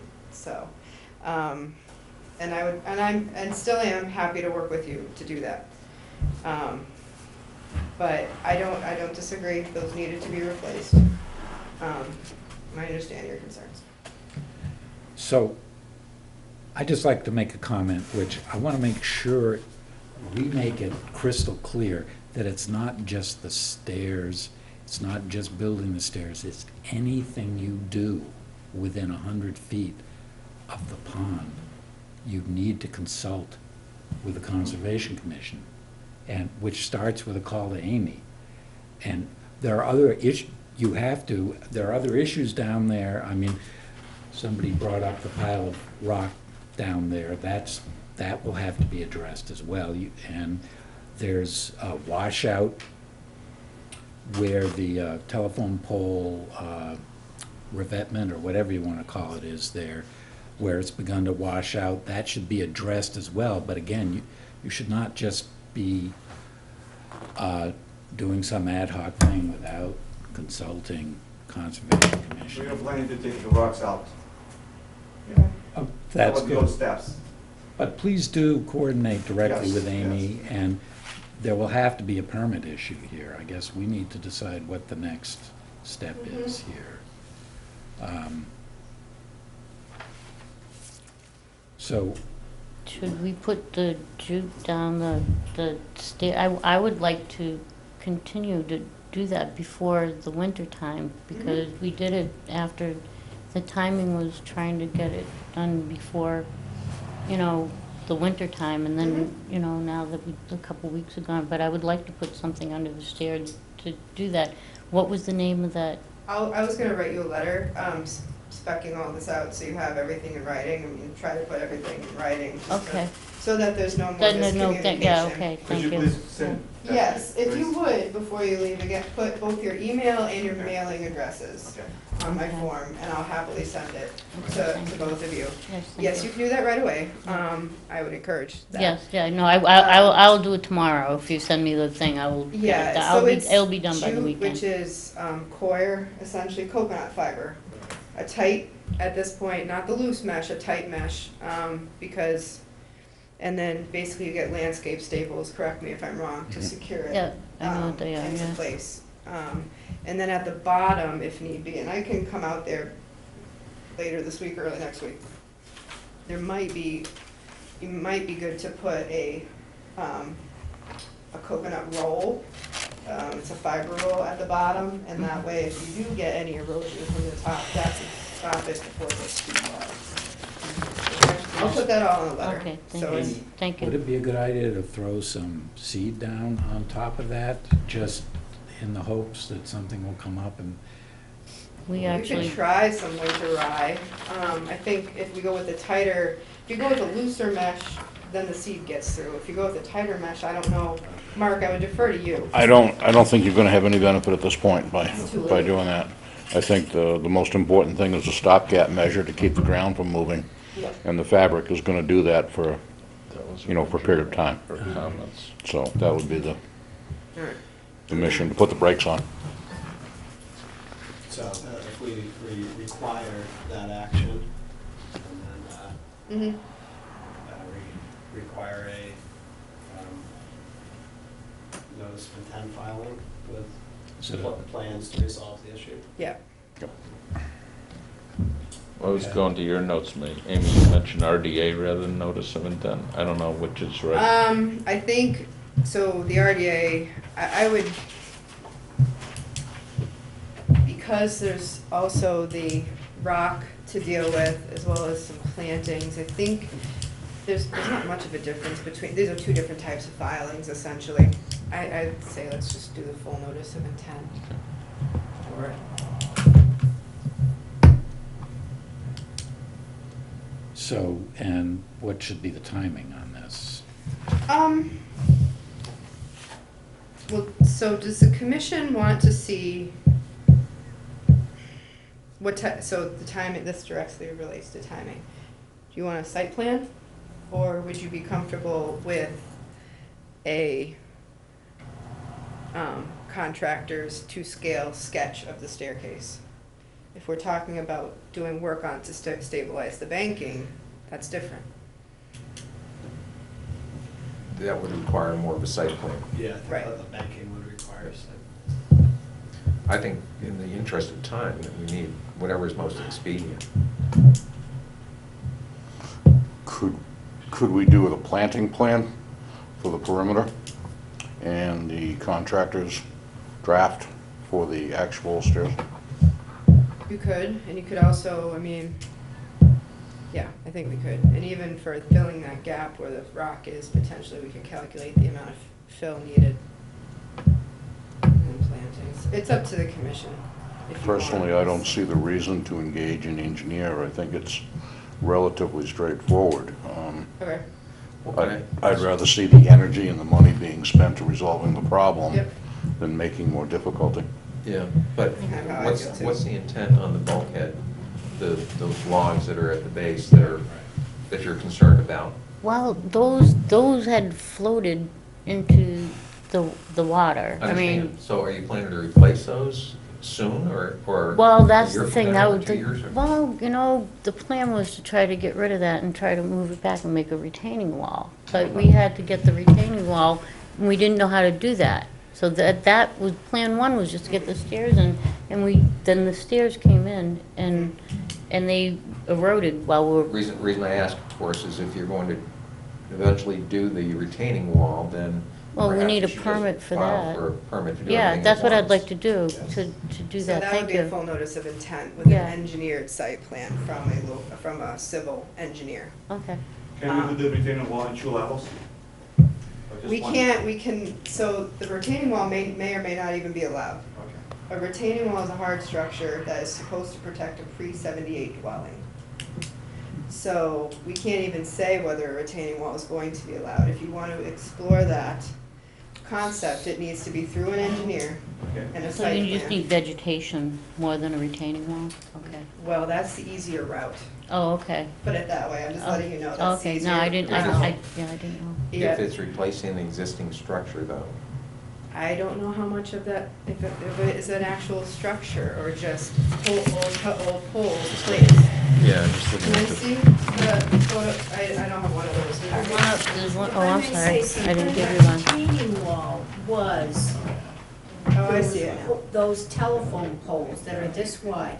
That was the original retaining wall, which over the years, Okay. the water eroded, and then the telephone poles rolled down the hill Yeah. and now landed on our beach. Okay. There's one small remaining one, the other 2 are on our little tiny beach. So And rotted and unsafe for little children. Mm-hmm. And we thought, if we took the 2 that, not to disturb the one that's there, but took the 2 that are rolled down, and that's even a 4th one in the water somewhere. Okay. I've hit my foot on it many times. If we took those and removed those carefully off the beach, then we could build a retaining structure, whatever you think we should do, whether it's plantings or blocks or cement or whatever. And we did think maybe that, I mean, you have to have fill behind a retaining wall because there's a cavity there. Yeah. So we thought maybe we could use some of those broken pieces of stairs to backfill behind the retaining wall. I mean, yeah, wow. needs to roll down from underneath Yeah. that- You're looking, I mean, I'm no engineer. This We're was just in my- letting- no, this we're was just in- letting you this- know We are from- just doing the best we can Yep. to make this beach safe and usable. I'm gonna send you our copy of our Probably. regulations and you'll see how that may not fit in. But there are ways. Those logs sure don't fit Yeah, either. right, Those logs right. do not So- belong there. So if you're gonna propose doing anything with replacing or anything with those walls, I think it has to be an engineer. Yeah. If you are going to just tackle the stairs, then it can be this lesser of a filing, the RDA. So, Okay. Well, but Amy, is it that simple? Because there is all that rubble from the stairs that they put in the gaps there. So Right. that needs to be removed. I don't think there's any question about that at this point. So, and if that gets removed, then are we just saying that unless further action is taken, it should just stay the way it is? Because there's already, behind there, I don't know if it's apparent in these pictures, I have a photo of but it. there is washout over there on the right side. Sort of, if you're looking at the little picture with the beach chairs in it, there at the top right of page 5 here, over sort of at the far end of that, it's washing out. It's not entirely clear there, but maybe along the whole thing, it's more or less washing out. And that probably needs to be stabilized somehow as well. I'll show it to you if you want. Did you, Some of the people saw it, anybody else want, so this is the photo that I showed you, that I was showing. Of the-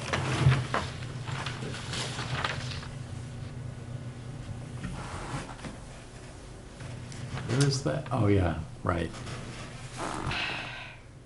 All right, what do you,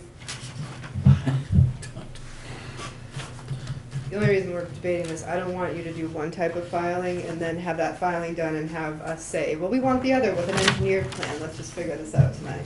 Okay, thank you.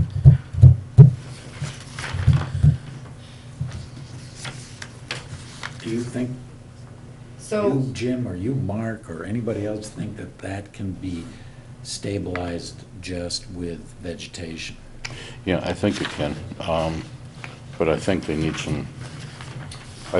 a consultant to get through with it.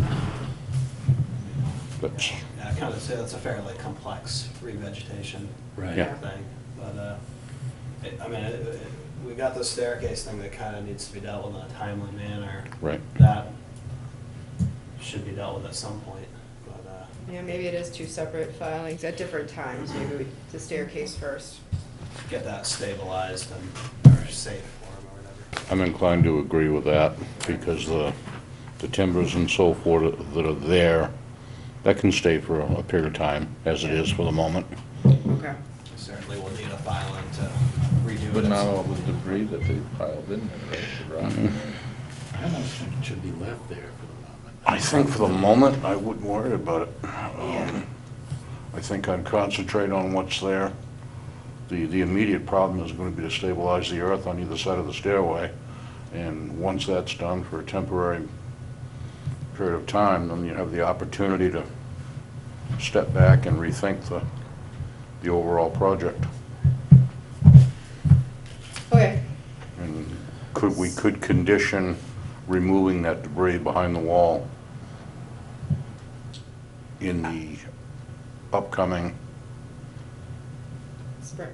What I would suggest for that is, so say, is to do the RDA, I'll hand you the forms on the way out, the form for the stairs, and then speak amongst yourselves and talk about if you're going to tackle the retaining wall.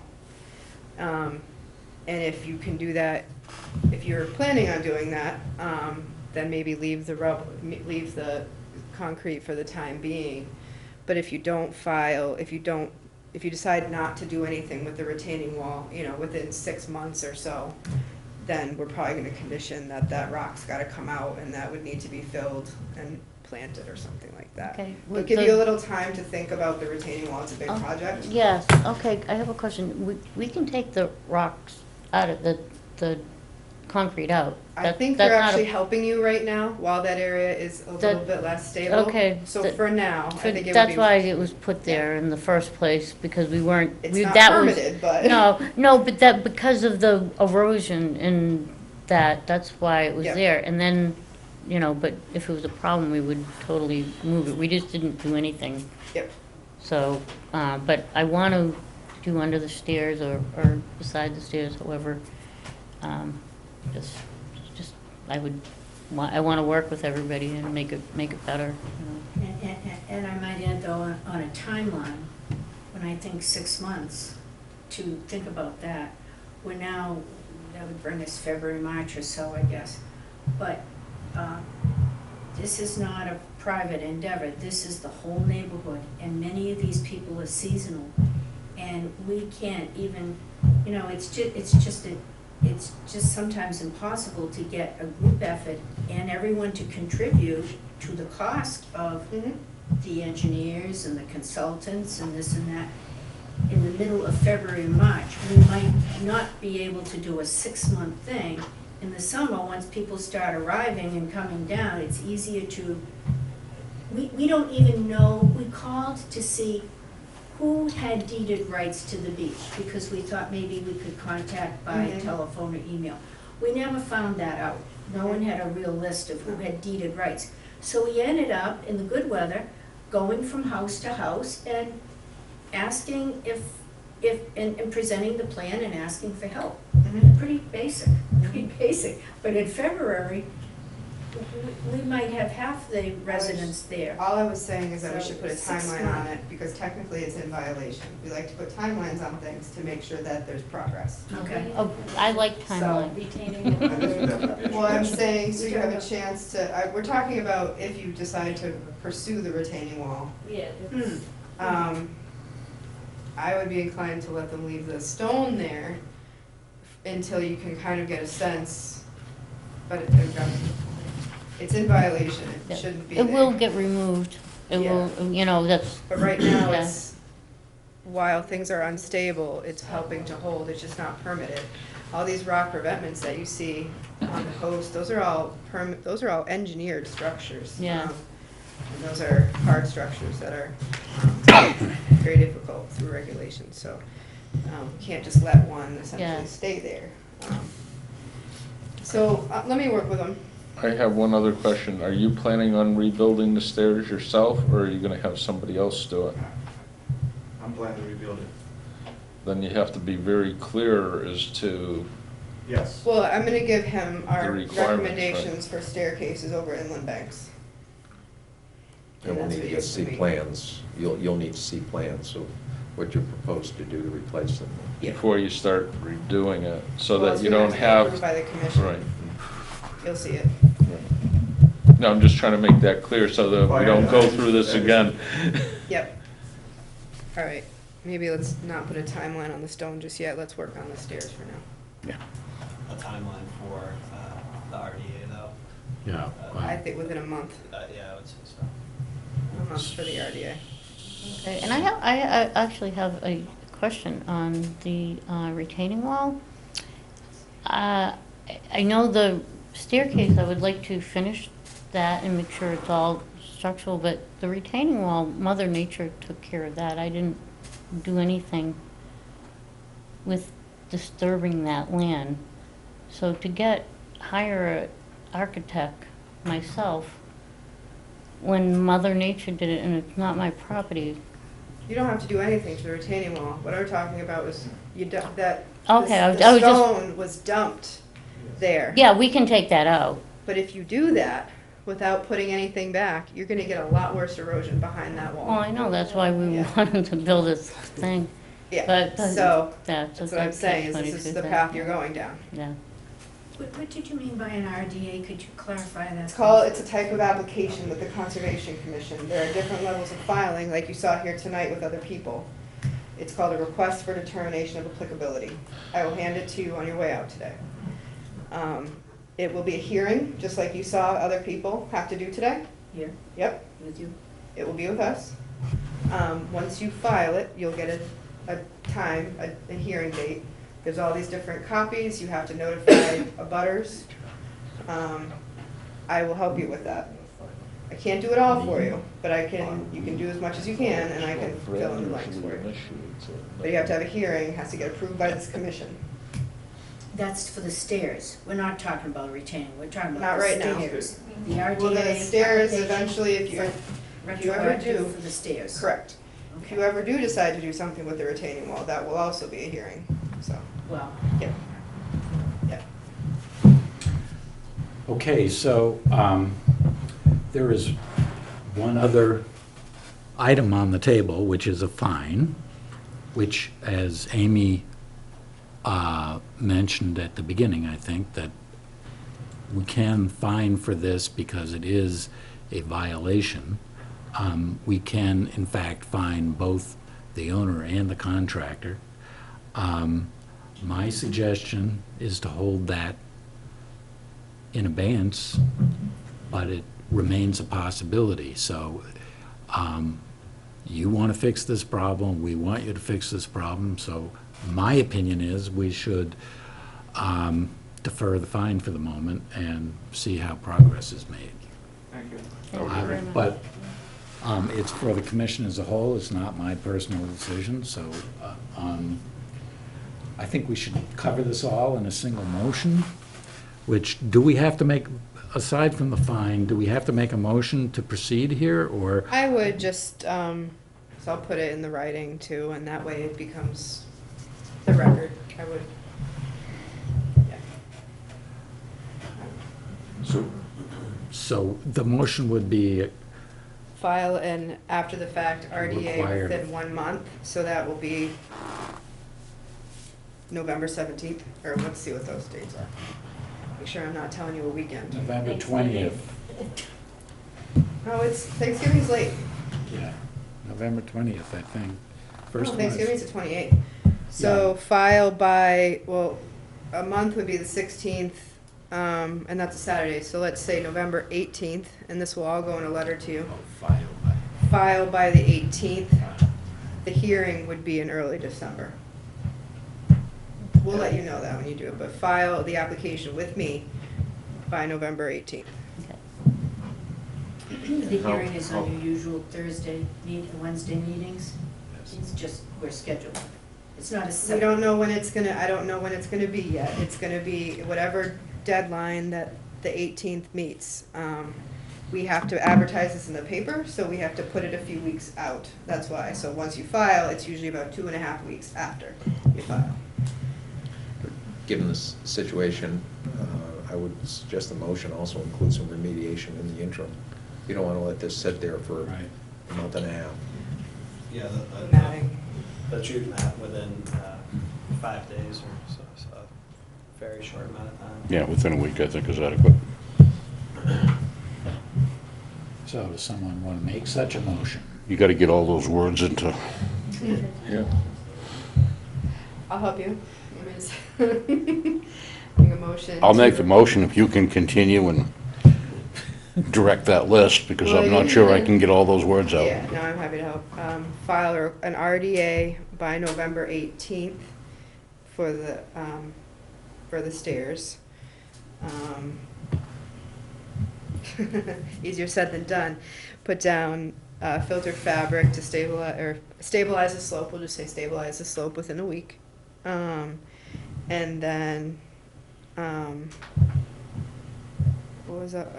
Temporarily hold off on the fines. Yes. Is that all the things? Is that all of I it? think so. I think so. Because everything else. I think that covered it all. Depends. Okay. Okay. Anybody want a second Mark's motion? Can I also suggest that you add to that also that they leave the existing debris behind where it was placed from the concrete steps? Yeah, I would agree with that. Yeah. Okay. Well, I don't mind doing that, except somewheres we have to have some conclusion to that. Well, let's talk about it when we have the Okay. RDA All right, hearing. fine. We can talk about what's next. Right, because this is all Okay. intended to be Okay, temporary. And I'll second. Very good. Okay, all those in favor? All right. Okay, so we have some ways to move forward. If you all would, again, mailing address and emails, and I'll get you the application. Thank you for your patience. Thank you, everybody. Yeah. So on July 1st, we're gonna have you all down for a cookout. It's gonna be amazing.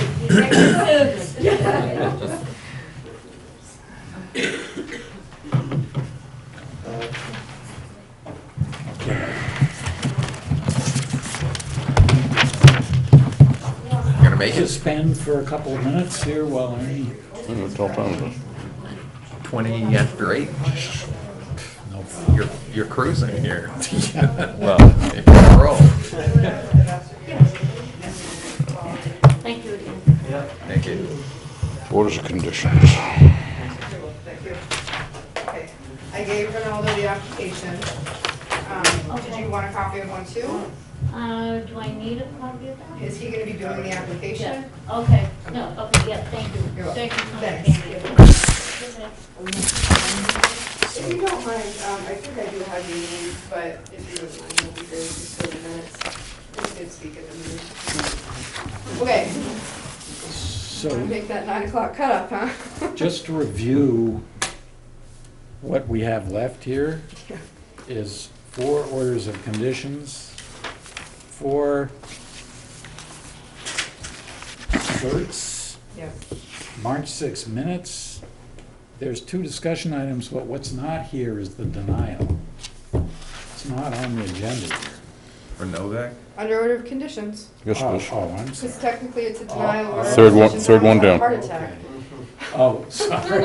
It's not- No, I see. tech- Oh, so- yeah, I didn't, okay. All It's right, up to good. you. Amy, what's the timeline? You mentioned a timeline on the denial. What is the timeline on it? So no, we gotta do that. technically, within 21 days of denial of a permit, within 21 days, you have to get the denial out the door. And it's been 14 days already. However, technically, we voted to, I don't want to use this, but technically, we did not close the hearing last time. So technically, the lawyer, I'm still suggesting we get this out the door Monday, Tuesday, I have it in the mail. But technically, we didn't close the hearing, so if I do recommend that what you do is you vote your motion, once you vote on, when you're voting for the conditions, that you also your motion include closing the hearing.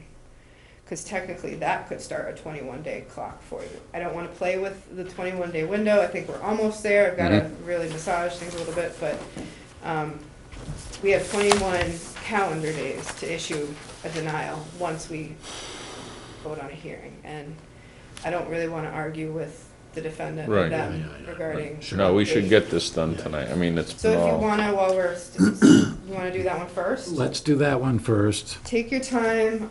It is still a working document. So I'll explain a little bit to you, because I don't think anybody has had a denial yet here. Who's here? You have to lay out the case and what's called a findings of fact. I still have a lot to fill in there, the middle information, like what happened between the beginning and the end, a lot of the substance, and that's factual information I have to add to that. I did include I alluded to the previous filing, just because we're on rendition number 6 and 7, and the judge is gonna say, what do you mean you're on 6 and 7? Well, 1, 2, and 3 were part of the other filing. Design 1, 2, and 3 were part of the other filing, so I alluded to it in the findings, and that's all you need to do. Then you need to write separate denials under the Wetlands Protection Act and the Harwich bylaws. In this case, we have the Water Dependent Structure bylaw and the Wetland Protection bylaw, as well as the regulations. So that's how I broke it out. Started with the denial under the Act first. I added more than, you'll see that it's, there's additional rationale than maybe it was all discussed at the hearing though, so we can add that in, rather than just specifically the specific chapters and verses that were cited at the last meeting. It's much broader. So, again, I have not even, it's not finished. I would say that the substance is here. I just have to rework some things and add a little bit. So, and feel free to add stuff for me if I missed it. Or if in the findings, if you wanted me to make mention of anything specific you don't see. So if you want to take time and read through it, if you haven't, that's fine. And sorry that it's taken a long time. These take a long time to do. I do them from scratch, so. So, Amy, I just have a couple of little things. If it's like grammar or anything, Well, there's a spelling and then a question about it's not grammar exactly. yeah, I'm definitely going to go through spelling, but you could But tell it's me like, anyway. well, yeah, right, so you're just, in one place, it's item number 3 under findings of fact, you're abbreviating Harwich Waterways Committee as WCC. Oh, yep. It should be WW. And then, in the last finding 18, you're repeating most of what's in item 18 in the next paragraph, which I don't. You're is supposed that- to do that. Okay, all right. I know. I figured it was something like that, but, It's extremely repetitive, and that's how they Yeah. all are. right. It looks a lot more impressive that way, because, it's longer. On the shellfish, no new structure within 50 feet of a mapped shellfish area. Yeah. In relation to that, I brought up in a number of hearings, I'm not sure if I actually did in this one, but that one of the impacts it causes is it affects public access to shellfish, and use that historical shellfish habitat for what we've always used it for, because there's physically a dock there and a float there and a boat there. Yeah. To me, that's a big impact. It's somewhat of an impact in physically shellfishing, there's areas you physically can't get to, but also just the general use of what was historically a public resource has now become privatized, to me, that's actually one of the biggest impacts. Yep. And I know we've seen an overturning of this in a certain case, and the judge didn't find that there was sufficient evidence to say that docks harmed shellfish, but which I agree. I don't really know if they do. They certainly harm the public's impact, the public's access to that area, which was historically public. Yep. And that, to me, if I was, I don't know if I voted at that town meeting, but I would have certainly had that in my mind in voting the bylaw. Mhm. I'm not, I know elsewhere in our regulations, the interests that we're protecting are recreational fishing and commercial Yeah. fishing. I need to put recreation in there, actually. And to me, that's one of the most significant impacts, and it's very hard to argue. I mean, it's physically impossible, essentially, to shellfish under a 30-foot boat and a 10-foot by 20-foot float. And that's when we talk about changing the regulations, that's why I think spacing is important and whatnot. But, Interest is recreation, 'cause I did put that in there, but I will add that. 'cause at some point, if it was actually in court, that's, Yeah. you need to have clear evidence as to whatever. Yeah, and to, just to play devil's advocate for a second on that one. If they provided, so the state mandates the lateral access stairs, I'm not saying I agree with this, that this is sufficient public access, but if the state says by providing access stairs for height between bottom and top, what would be our argument for saying that that wouldn't be sufficient access to a public resource? Is that the law that, I mean, do our regulations say sufficient? I don't. I mean, our regulation is simply no new structures Right. in marsh shellfish habitat, and, it restricts the free access of boats if you're bull raking or Mhm. whatever you're trying to do. It certainly restricts the access Yeah, significantly. and actually this area of Winchmere Harbor is actually noted as a You would- if you're saying- commercially or commercial Yeah. shellfishing area. When you're bull raking, you need some room, because you're Mhm. drifting. Uh-huh. You have a Yeah. 20-foot boat, you have a 20-foot bull rake. If you got a dock every 65 feet, it's essentially impossible. All right, so What- that type of access, not just foot traffic. you're Yeah, talking no, about. I'm talking Okay. about recreational and commercial fishing, which it really restricts. Okay, I'll add that. You're gonna see this all again before it goes out the door, like, I'm gonna keep it, so you can, but it has to come through me, By make email. comments.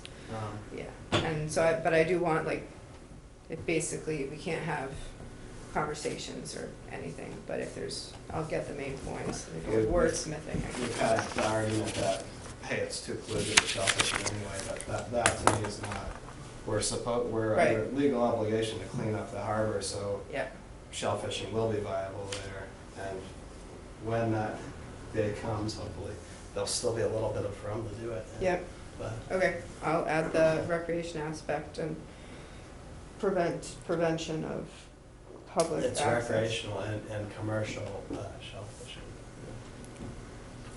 I have to see if that's an interest. I don't have the bylaw in front of me, an interest Yeah. of the bylaw. I know recreation is an interest of our wetlands regulations. Right, I Um, can't remember what. it's part our of bylaw. it rather than- I'll which is check it. different than this document. Yeah. Yeah. Yeah, we're really talking about three different documents here, the water dependent structures bylaw, the wetlands protection bylaw, and then the regs. The bylaw is very brief. Like here. Yes, where it those. says It's those. Recreation That's what those are. and fisheries. To me, that's, fisheries includes harvesting of Yeah, fish. commercial. That's what that means. To Jim's point, you have a comment in here too, Amy, under your denial for a request of a variance. You say, as stated above, the applicant has demonstrated the proposed project will not have a negative impact. Will Has not have. demonstrated. Oh, has not, okay, I good, missed a thank word. you, all right. These are the kind of things that I want to pick Yeah. up before. Actually, Brad caught that too. He emailed me that one.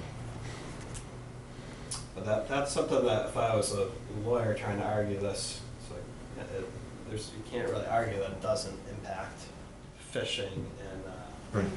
yeah, it simply does have an impact on it, and that may have been part of what the people were voting for at that moment. I don't understand that at all, Jim. If you got a 65-foot space and you got a 20-foot bull rake, how the hell do you not get in there and make it work? That just doesn't make sense. It might be possible, but it degrades the access.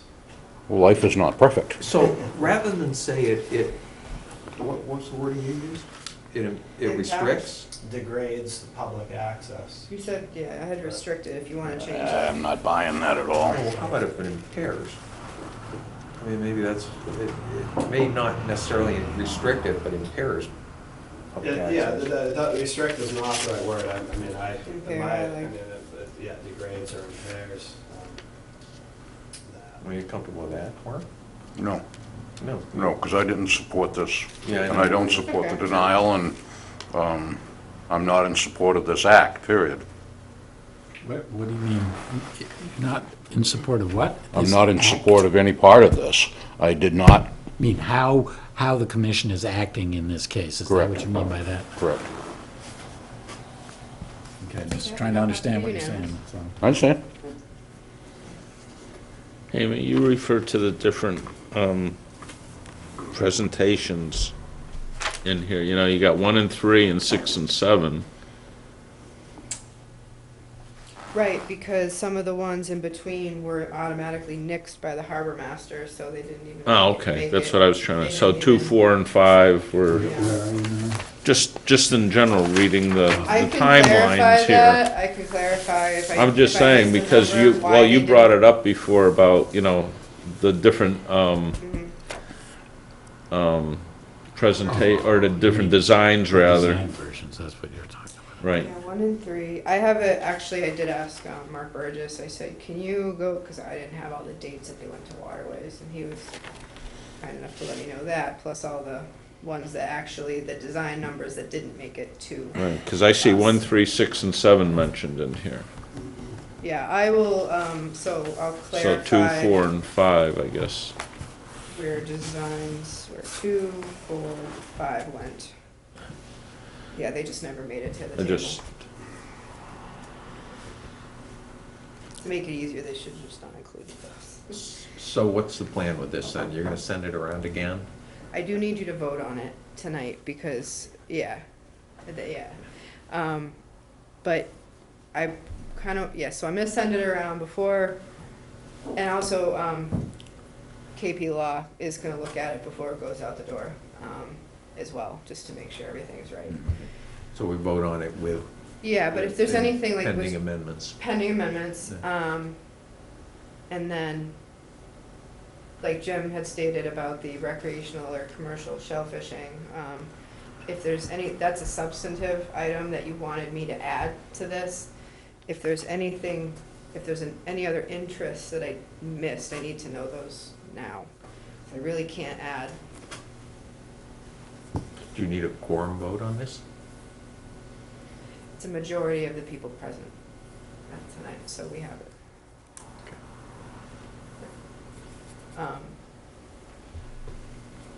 The project's already been voted on, this is just the orders, so. So we need to vote on this and also vote to close the hearing? Yes, All- please. in For one motion, I would make a motion to close the hearing and to approve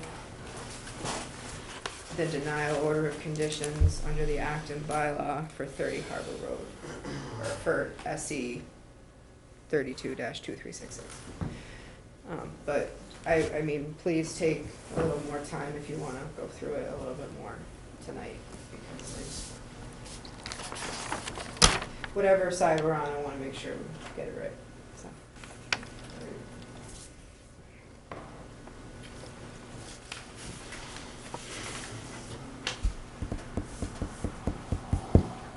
I have nothing further to say about it.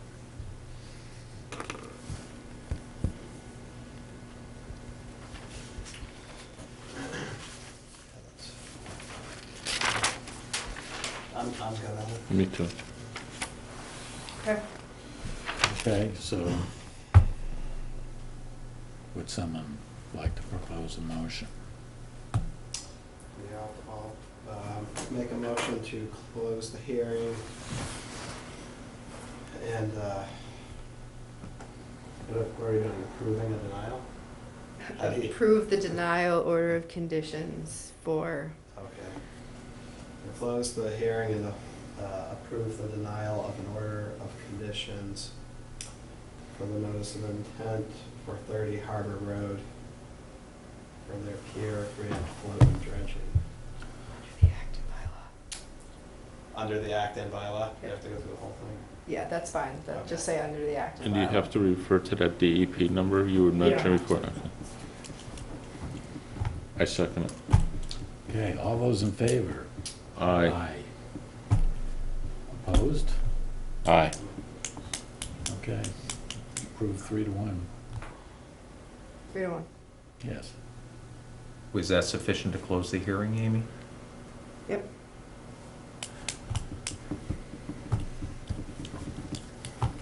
Okay, All right, I'm gonna go back in order, so, the rest right. of things.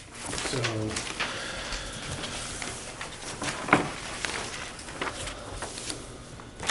Oh, I need you to sign that. oh.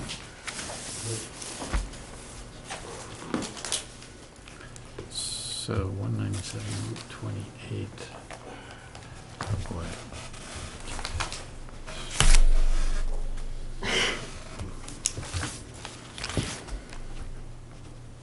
And if you don't wanna sign it, I can get Brad or somebody to sign You need 4 signatures, right? it. Yeah, but I mean, it's marked on principle, if you don't wanna sign it, I can get Brad to come and get it. That would be fine. On principle, I'll decline. We would just hold that over there, for the Sure. meeting, we're gonna have a whole stack of things. So next is 197 Route 28.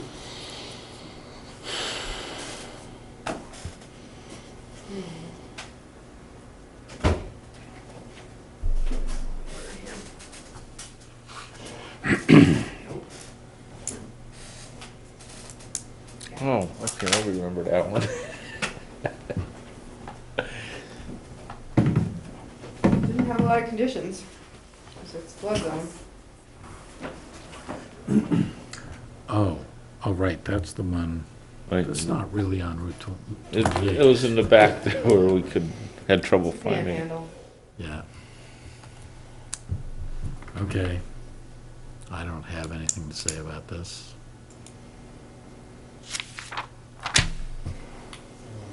The only thing, Amy, with the fertilization, the lawn thing, I'm talking about that before, just completely standardizing that, but including some language, which I think we have on some of them, that say any seeding is to be a certain mixture. This is Composed essentially of gonna native be, grasses. this is essentially gonna be a new lawn here, I would assume, if anything. And irrigation will be permitted since it's only a flood zone? That's up to you. We generally only keep that out of the 50-foot no disturbance, so I Any don't see why it would seed, be an native issue. grass, But- seed mix. You don't want any turf, no turf or sod? Well, we might have already had it figured out at one point, but it'd be nice if everyone was the same. But, I know, yeah. And on some of it doesn't apply to everyone, but on some of them, any, reseeding or over. Yep. However you wanna label that. I added that mixture, it, I just said a conservation native mix. grass seed mix. Yeah. That one looks good to me. I would move to, what's the word? Accept the order of conditions. Second. All those in favor? Aye. Please sign. Okay. I have an amendment request for the next one.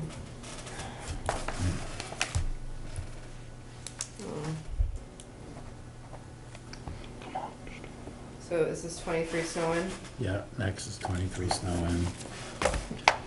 They requested, because they don't wanna have to bring the equipment, or they don't have to bring the stuff out for the tiki bar during plover season, they requested that they can install it seasonally April 1st. I think I had said May 15th or something like that.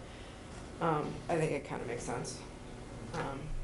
Why? What's the problem during So clover piping season? plovers typically arrive the first week in April, Yeah, and if I would, the way I had it written before was that May 15th to September 15th is when the tiki bar and deck walkway could be in, meaning that they're, during the middle of plover season, they'd be putting out that those materials, potentially disrupting the plovers if they were up that high on the beach.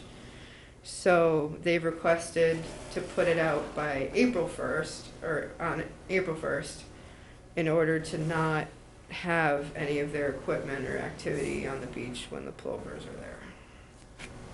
I didn't see the big harm in that. If the tiki bar is out there, is that gonna increase traffic in that area? That will It's not their disturb the seat. plovers? No. No? It's not their, the Winchmere doesn't really go into season anyway until Yeah. June. Okay. That seems fine to me. okay. So you're just amending number 3 to say April 1st? Yeah, my copy, it's already amended.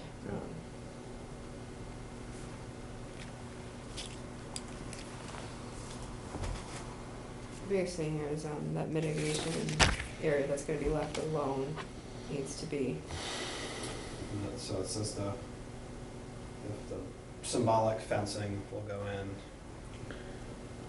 winter of 2019, early 2020. I don't know if we should just put like a firm date on Yeah. it or something. that's fine. I mean, I guess the main thing is that it would be in by like March 1st or something. That's what I or, was like, pretty thinking. early Well, and then before- I had said the mitigation planting area shall be staked out ahead of the pre-construction meeting, if you will, which is gonna be no later than March 15th, so actually, yeah, March 1st would be fine. March 1st, instead of winter of 2019, early 2020. And the only construction that's going on here is is this just the tiki bar at this point? Yeah, well, it's the decking around the tiki bar and the Right. fire pits Right. and the, It's not an actual new construction. no, it's, I just call it a pre-construction meeting. Sure. So we got in the no raking between the mitigation area and the high tide line, so. I got that, right? Yeah, we got Okay. that. And what's this, where you say discussion of chemical application on the property, under your, Where do I have that? under the order of conditions there, where you're talking about Witchmere? It says seasonal deck tech, and then the last part of the sentence, at the second Oh, sentence. that was accidentally copied and pasted from a Okay. hearing, not, it should not be on the Okay. orders of conditions, that's separate. Yeah. That was on the last Right, agenda. as right, a no, so I hearing. was just double checking. Yeah, what it okay. was. Okay, All set. So we we all set? I'm good. make a motion to approve the order conditions for Witchmere Harbor Real Estate, Snow and Road, for the seasonal deck, tiki bar, lockers, and mitigation plantings. Second. All in favor? Aye. Aye. Aye. It's unanimous. I'm sorry, can we go back for a second? Who seconded? Jim, you moved for 30 Harbor. This is back to 30 Harbor. I can watch the tape if you don't remember. Stan seconded? I must Yeah, have Stan seconded did. it. Stan seconded. Okay, that's what I thought.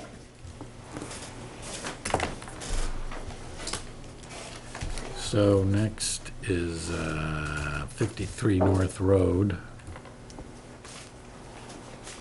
Yeah, just- Has there been any reply regarding the other order of conditions that was open on that? Want me to check in on that? I'm inclined to think that we should have that resolved before we go forward with this.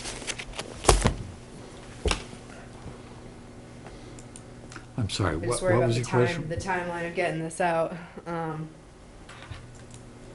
The wall, he's questioning, Oh, the business about how resolution the to the wall was wall. constructed. Hmm. I would encourage you to move on this tonight, and if need be, we can discuss enforcement action Okay, on the other part of it. okay.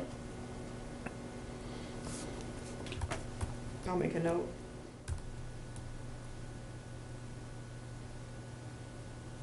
All right, that being the case, I would move to accept the order of conditions for this project.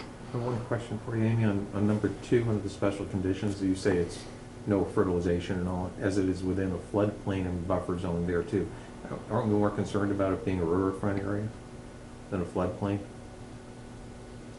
Or is that just standard language? Well, what I think what I meant to say is, because maybe I could be clear, the lot itself, yes, we are concerned within the river. The whole lot is not a riverfront area. I should just say, what I meant by it is that this entire lot is within Conservation Commission jurisdiction, because in addition to riverfront, salt marsh and everything, Yeah. it's in a floodplain. So I could just say the entirety of the property is with Conservation jurisdiction. Okay, Mhm. thank you. I struggled with that too when I was doing it. That might be a good one, just to try and get that same language in. Yeah. I say that because the landscapers may, I don't know, it makes Consistency is good. It makes it more clear that it's Mhm. not supposed to be, Mhm. what has been done in the past. Mm-hmm. Mm-hmm. Okay. Okay, so I second it. You second it as amended. As okay, I second it as amended. Okay, all those in favor? Aye. Aye. Please sign. Oh, sorry. Okay, so that's it for the order of conditions. We've got some certs.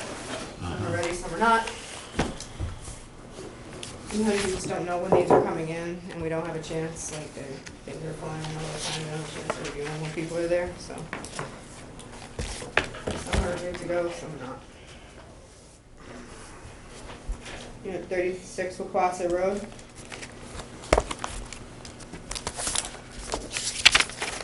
Are there any issues with any of these? No, let's see, 36 Wacquasit's fine. 11 Headwaters is fine, it's just a reissuance, they lost it. Uh-huh. No action on 44 Smith Street right now,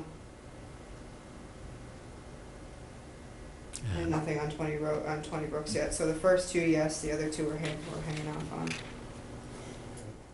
I'll make a motion to approve the request for certificates of compliance for 36 Wacquasit Road and for 111 Headwaters Drive. I second it. All those in favor? Aye. Alright, let me make sure I give you the right one. 36.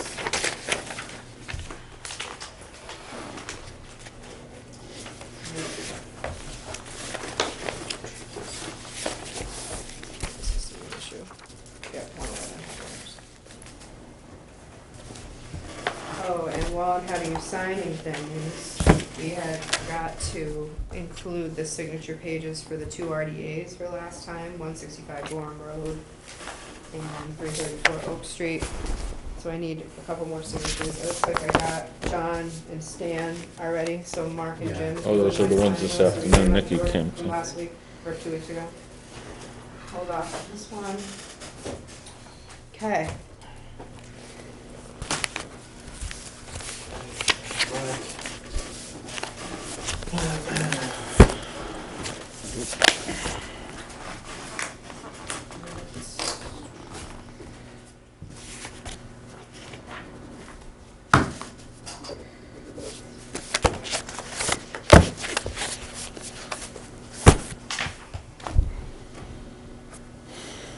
Keep track of all this stuff.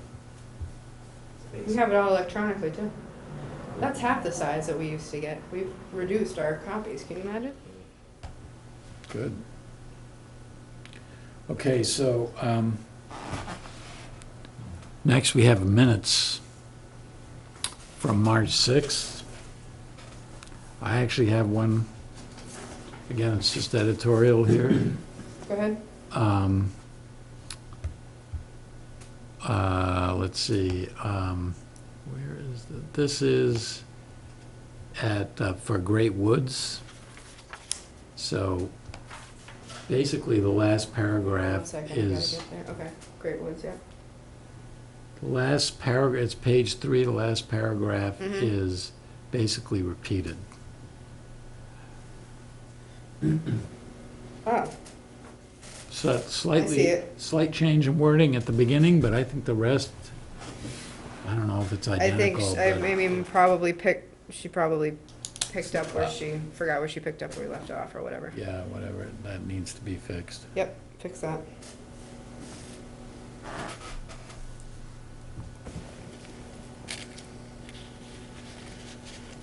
I didn't have anything else.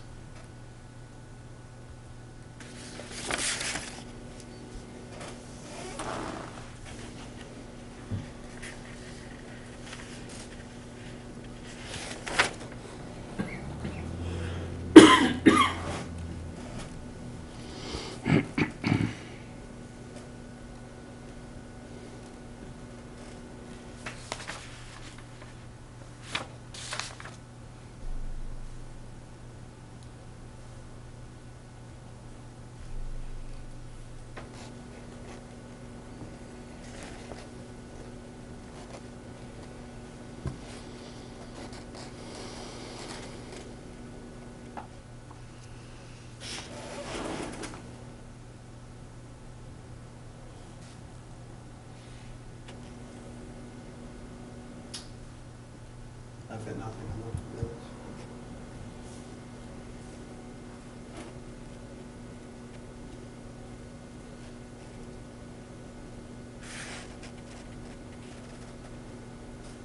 There was there's one sentence under the discussion on the Herring River bogs, Amy.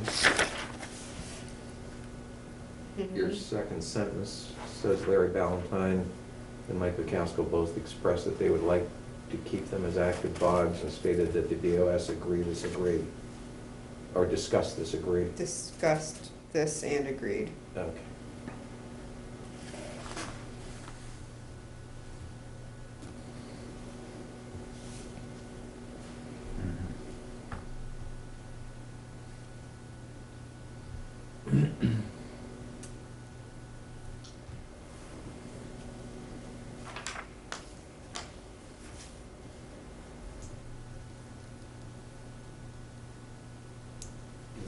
It's from another town or something, I'm just reading. Oh, yeah, I had Nikki pull it together. And you have to change your language on that sentence about the motion under that section as well. The town section. Yes, it should- So, Bouncing around. I'll have it right Is it here. motion to not issue an RFP and develop a development? Oh. Motion by, who? I'll have to go, she's gonna have to go back and look at the tape. Well, it says by Oh. James, Motion I think by motion Jim made. Donovan and okay, so we just need to move that. Yeah.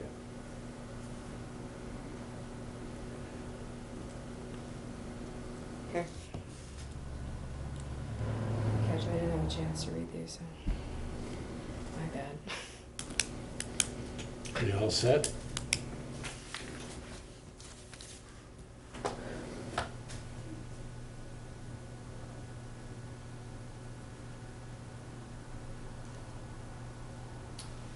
I'm good.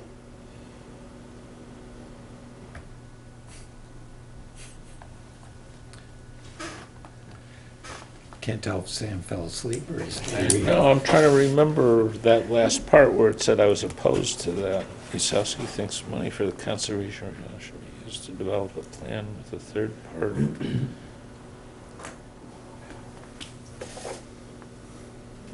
Deadline's got fast approaching. I guess I must have, You can re-review it if you want, but usually substance we get right. No, I'm just saying, I can't remember. Yeah. That- Well, that's- it was March. It doesn't say you, Stan, it says Amy thinks that. Oh. No, it says will be developed for the whole area. Motion approved, 4-0, with Stan Pastuzak and Paul McGuire opposed. Yeah. Oh, you thought you were in favor of it? No, I can't remember being opposed to. I'm trying to- Well, this jogs your memory. Now you Okay. know. Get to relive As I, it. as I recall, there was some discussion about the fact that there was a management plan already in place for that whole property. I think that was a factor in the conversation. Do we have to vote on the minutes? Yes. Yeah. I vote to approve the minutes. You moved to, you mean you? I don't know what I'm doing right now. That's fine. I- Move, motion, that's I'll fine. make a motion to Thank you. approve the minutes for. Second. Yeah. All in favor? Aye. Aye. Okay. Do we want to have any other discussion tonight? Stan goes, I think. No, I mean, don't we- think we should without Brad and the I other think we should have members. more members present, myself, and we just started pulling together the dock and pier regulations for other towns for you to review, and I think we should have a fuller complement for discussion on the bogs too. So did people tour the bogs after the last meeting? I did not. Mark came. Yeah. And what is can you just very briefly say what the current status is there? They're basically drained as far as they can be, I would say. Well, There was one board left. there's a little bit of water in there left, but the object was to increase the water flow to get rid of the Mosquitoes. Yeah. mosquitoes. But my point through the whole thing was to keep the water flow moving in a very, very gentle fashion. Yeah. Not, just a little bit, Yeah. okay? Alter one So board, it's not stagnant. so you've got a little bit of flow, and let the water trickle in and trickle on through, so you have some repetitive movement, just to take away that. Currently, we're blocked up on the inflow and basically wide open on the outflow. That's the current condition More or less. that I saw, Yeah. I mean, I do feel like we should let it fill back up to where it was before pretty soon. Mhm. Otherwise, we just put out a real. Oh, I know what this was. The plants. In effect, I was saying I'm in favor of I would keeping. just maybe. That's maybe what that is. a little Now I longer remember. Until the first freeze, Yeah, so we don't get that mosquito problem potentially again. So not hold it back for much longer, but if you're gonna hold it back, I mean, usually November 1st-ish is our freeze. yeah, we've had a couple frosts, we had frost this morning. Yeah, Um, but if we could make sure, I just don't wanna end up with the mosquito problem again, Mhm. either. Yeah. So if, I mean, we do have a we have quorum tonight, so if you wanna, I mean, yeah, I mean, we already had basically voted to not change those levels without the commission's approval. This was an action taken Right. by Cape Cod Mosquito Control that apparently Correct. doesn't need approval. no, I mean, I don't think it's their normal practice to, completely drain wetlands and change habitats. Or maybe occasionally. no, I'm agreeing with you. I've never I'm agreeing seen with you. that. Well, It's the not- volume, it's the not- volume of larvae that was there was Yeah. very heavy. Yeah, I didn't see The that. figure I heard was 6 times anything in the area. So that's pretty significant. Yeah. The object was to clear it Yeah. and send everything downriver, and I'm not sure if it's not, I mean, because it's still generally puddled, so there's certainly plenty of room for well, mosquitoes. the problem is there, if you've got stagnant water, you have a continued problem, Yeah. and yeah. other problems as well.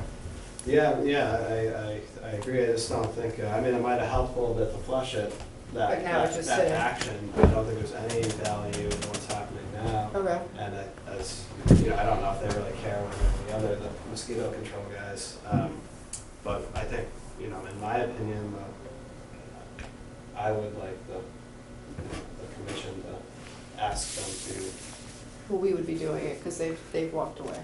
all right, well, Heinz would put the boards back in if you want the boards back in. I would like to see them back in where they were before, but, 'cause I feel like we're not helping the mosquitoes or anything else right now. It's just- So, does anybody see a reason why wider discussion with more committee members here would change that conclusion? Not in relation, I mean, I know a number of us want to have more discussions about the way that area is going to Right, go. yeah, but that's a just different case, simply though. to put those boards back in, I feel like they should go Okay. back in. Do we have to We can do vote, that. or? No, you could say That's- temporarily, you know. The feeling of the other. Well, my commissioners. point is, Jim, it's being neglected, okay? I mean, Yeah. what we're doing here is spinning our wheels, we're having repetitive conversations with absolutely no resolution.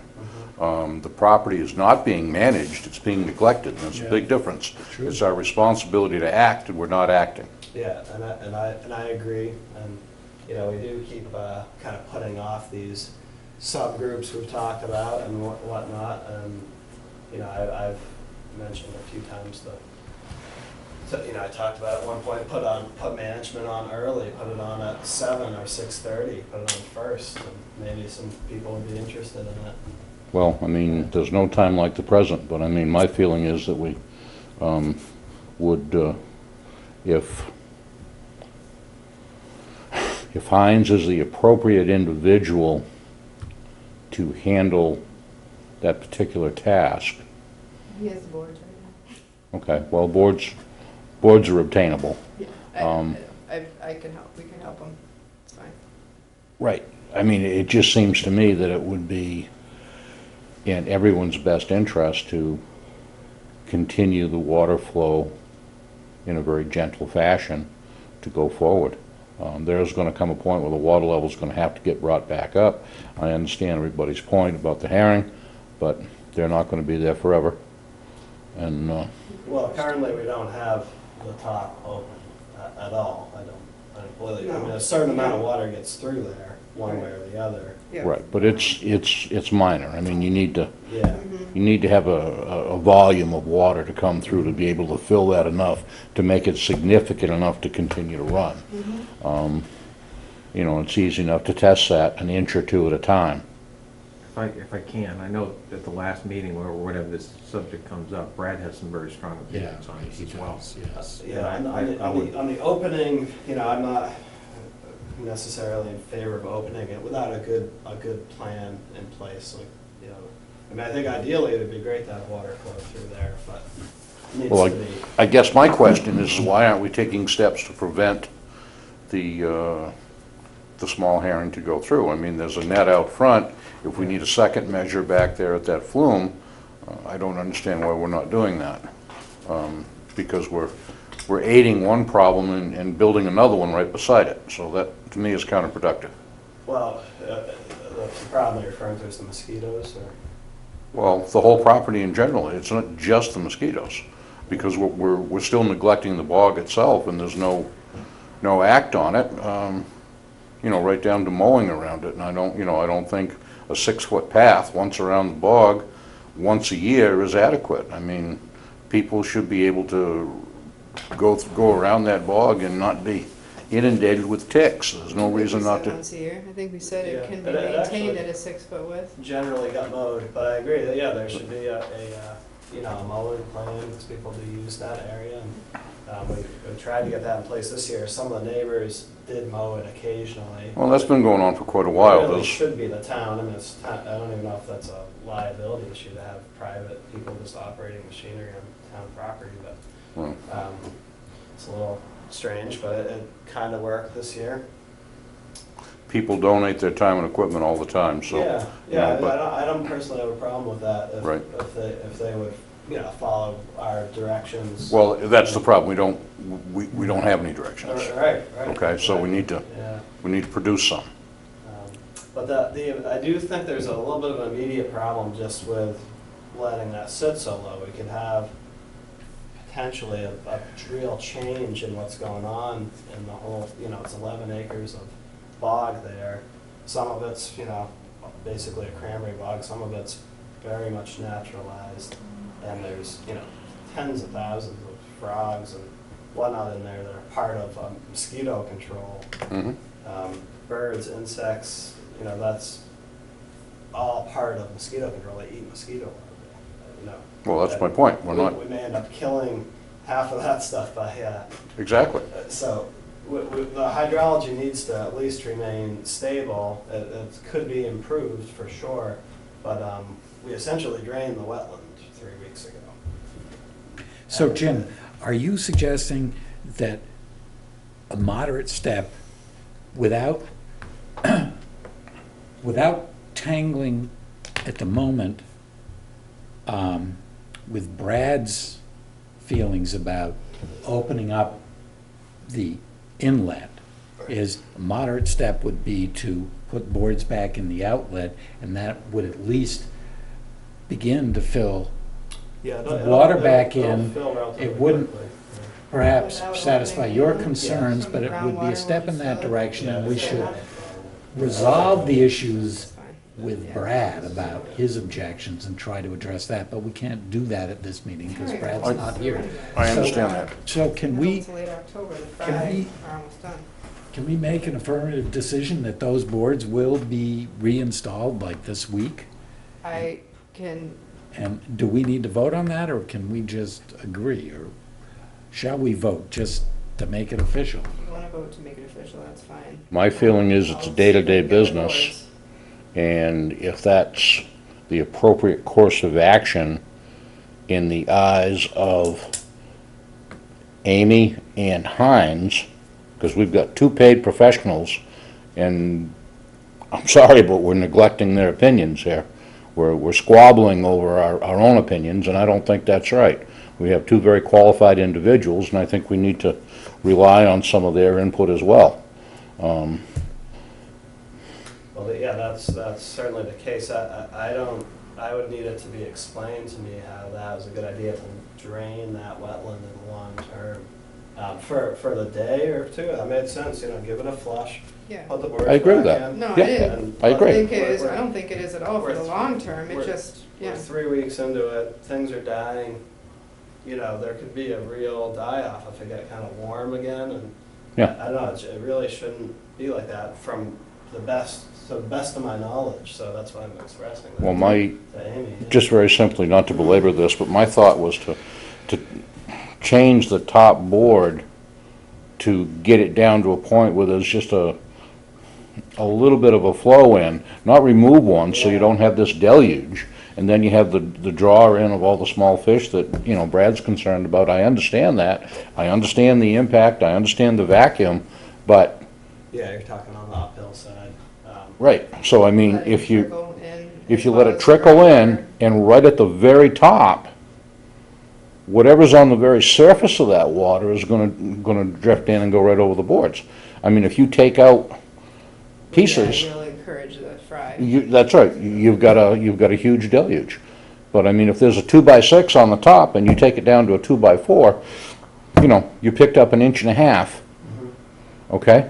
And that 1.5 inches is gonna give you a significant water flow to get down in there and resolve what we're talking about. Will that maintain itself, or will the water Well, level it'd just have drop to and be- stop? Well, the water level in the pond is gonna go up and down. Yeah. So the boards need to be monitored as well. Yeah, I would think so. This is part of the management. Somebody's gotta step up to that and accept the responsibility for given tasks, which, people are available to do that. If you lower But- those boards when the water level's low, and then it rises up, and you got all the fry going over the top too. which That's is correct. gonna cause the issues. That's correct, so it's gonna be If we monitored. get 2 inches of rain tonight, which is, maybe we're not gonna get 2 inches, we're gonna get a lot of rain, that's gonna raise the water level there.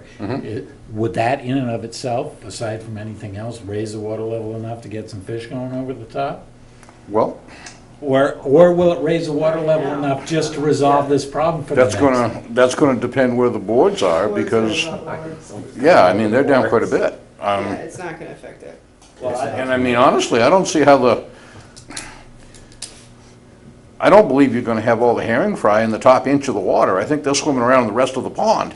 You're gonna get some leaves and maybe the occasional snake and frog, but I think a lot of the herring might have gone out, but I can check with Brad. So who should monitor this, Amy?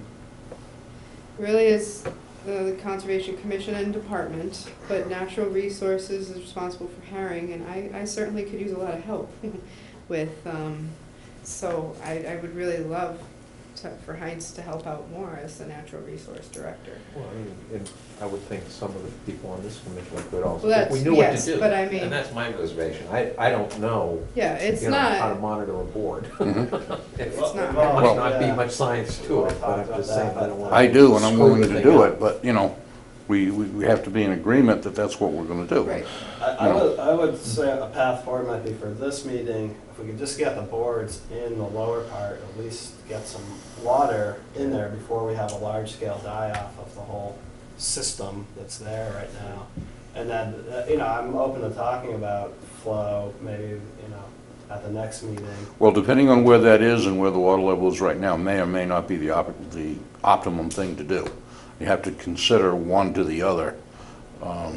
If you just want to create a dam and allow the water level to come back up, then yeah, go ahead and put the boards in. Yeah, that would be the but goal that's- of what I'm talking about. That's a temporary fix. That, Yeah. you know, 2 weeks from now, we better have this conversation again because you're going to go to a different problem. Mosquitoes or, Vegetation. no, that hydrology's been stable for the past, since the last time it was flooded, it has been perfectly stable.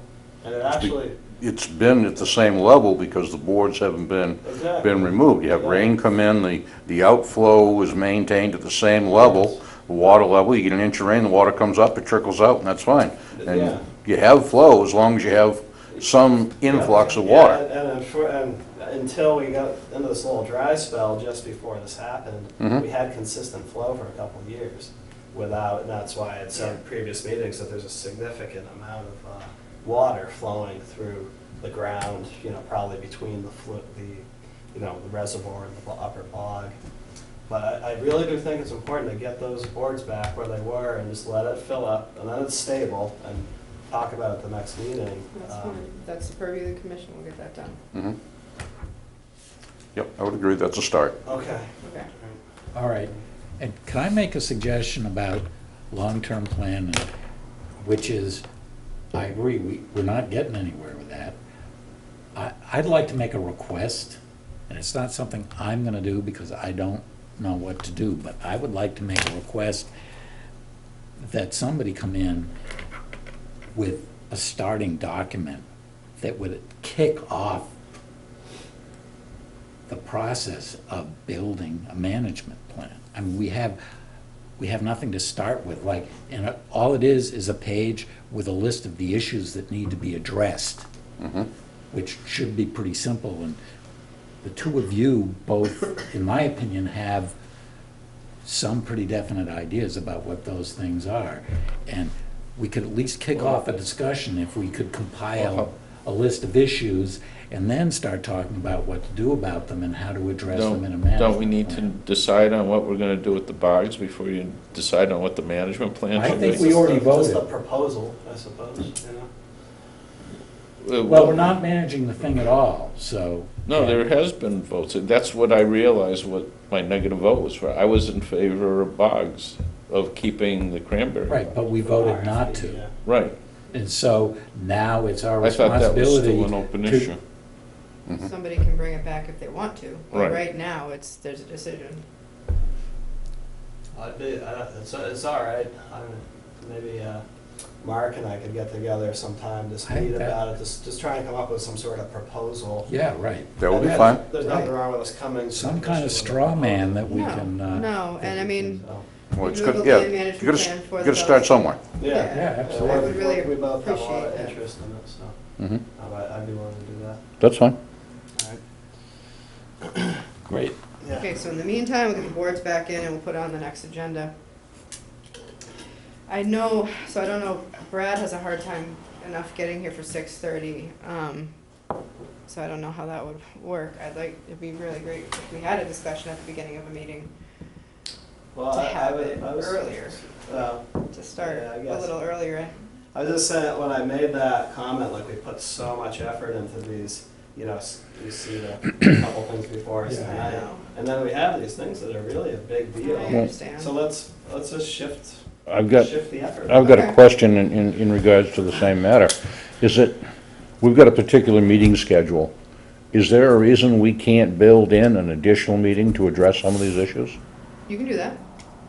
It's been hard to get, Public, does it? it does. If more, so If it's if things like the box, we have to have that public? post an agenda, if more Well, I mean, than two that's- members of the, if two people, it's a meeting, it has to have an agenda, and it has to be public. Okay, so if he and I are gonna discuss the Let me check. management list, do we have to consider that a meeting?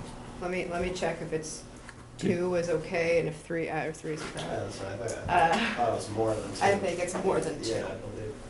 That's my understanding, I but, will double check it, but I think it is more than two. okay, Sorry, not two or more than two. okay. That's fine. I mean, I'm not opposed to scheduling an additional meeting if that'll Yeah. help work through some of these issues, We've because mentioned doing additional meetings at times. I'm happy to try to do it again. It was hard to get quorums and stuff, Yeah, understandable, everybody's busy, but Yeah. yeah. but we can try again. It's fine. take a run at it. Even if you wanted a daytime meeting. Well, I know that's hard for some people too, so, That's tough. Good for you. sorry.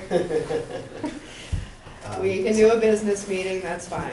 Sometimes that doesn't work for me. No, I know some people are somewhat flexible. It doesn't Well, have to work for me. I can come on an evening. It's just not. From November to March, I've got some daytime flexibility, Yeah. but That's in kinda- I season, know Brad doesn't though. I mean, except Fridays he does because he's in town on Fridays. But we can figure something out. well, All right, I've got my marching order for the next.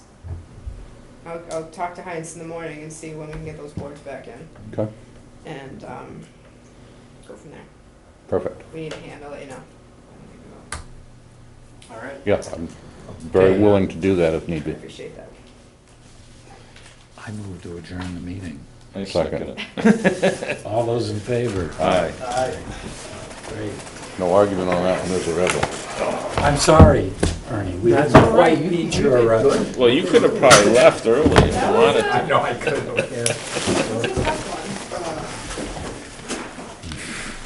Staircase. Oh, let me turn this off.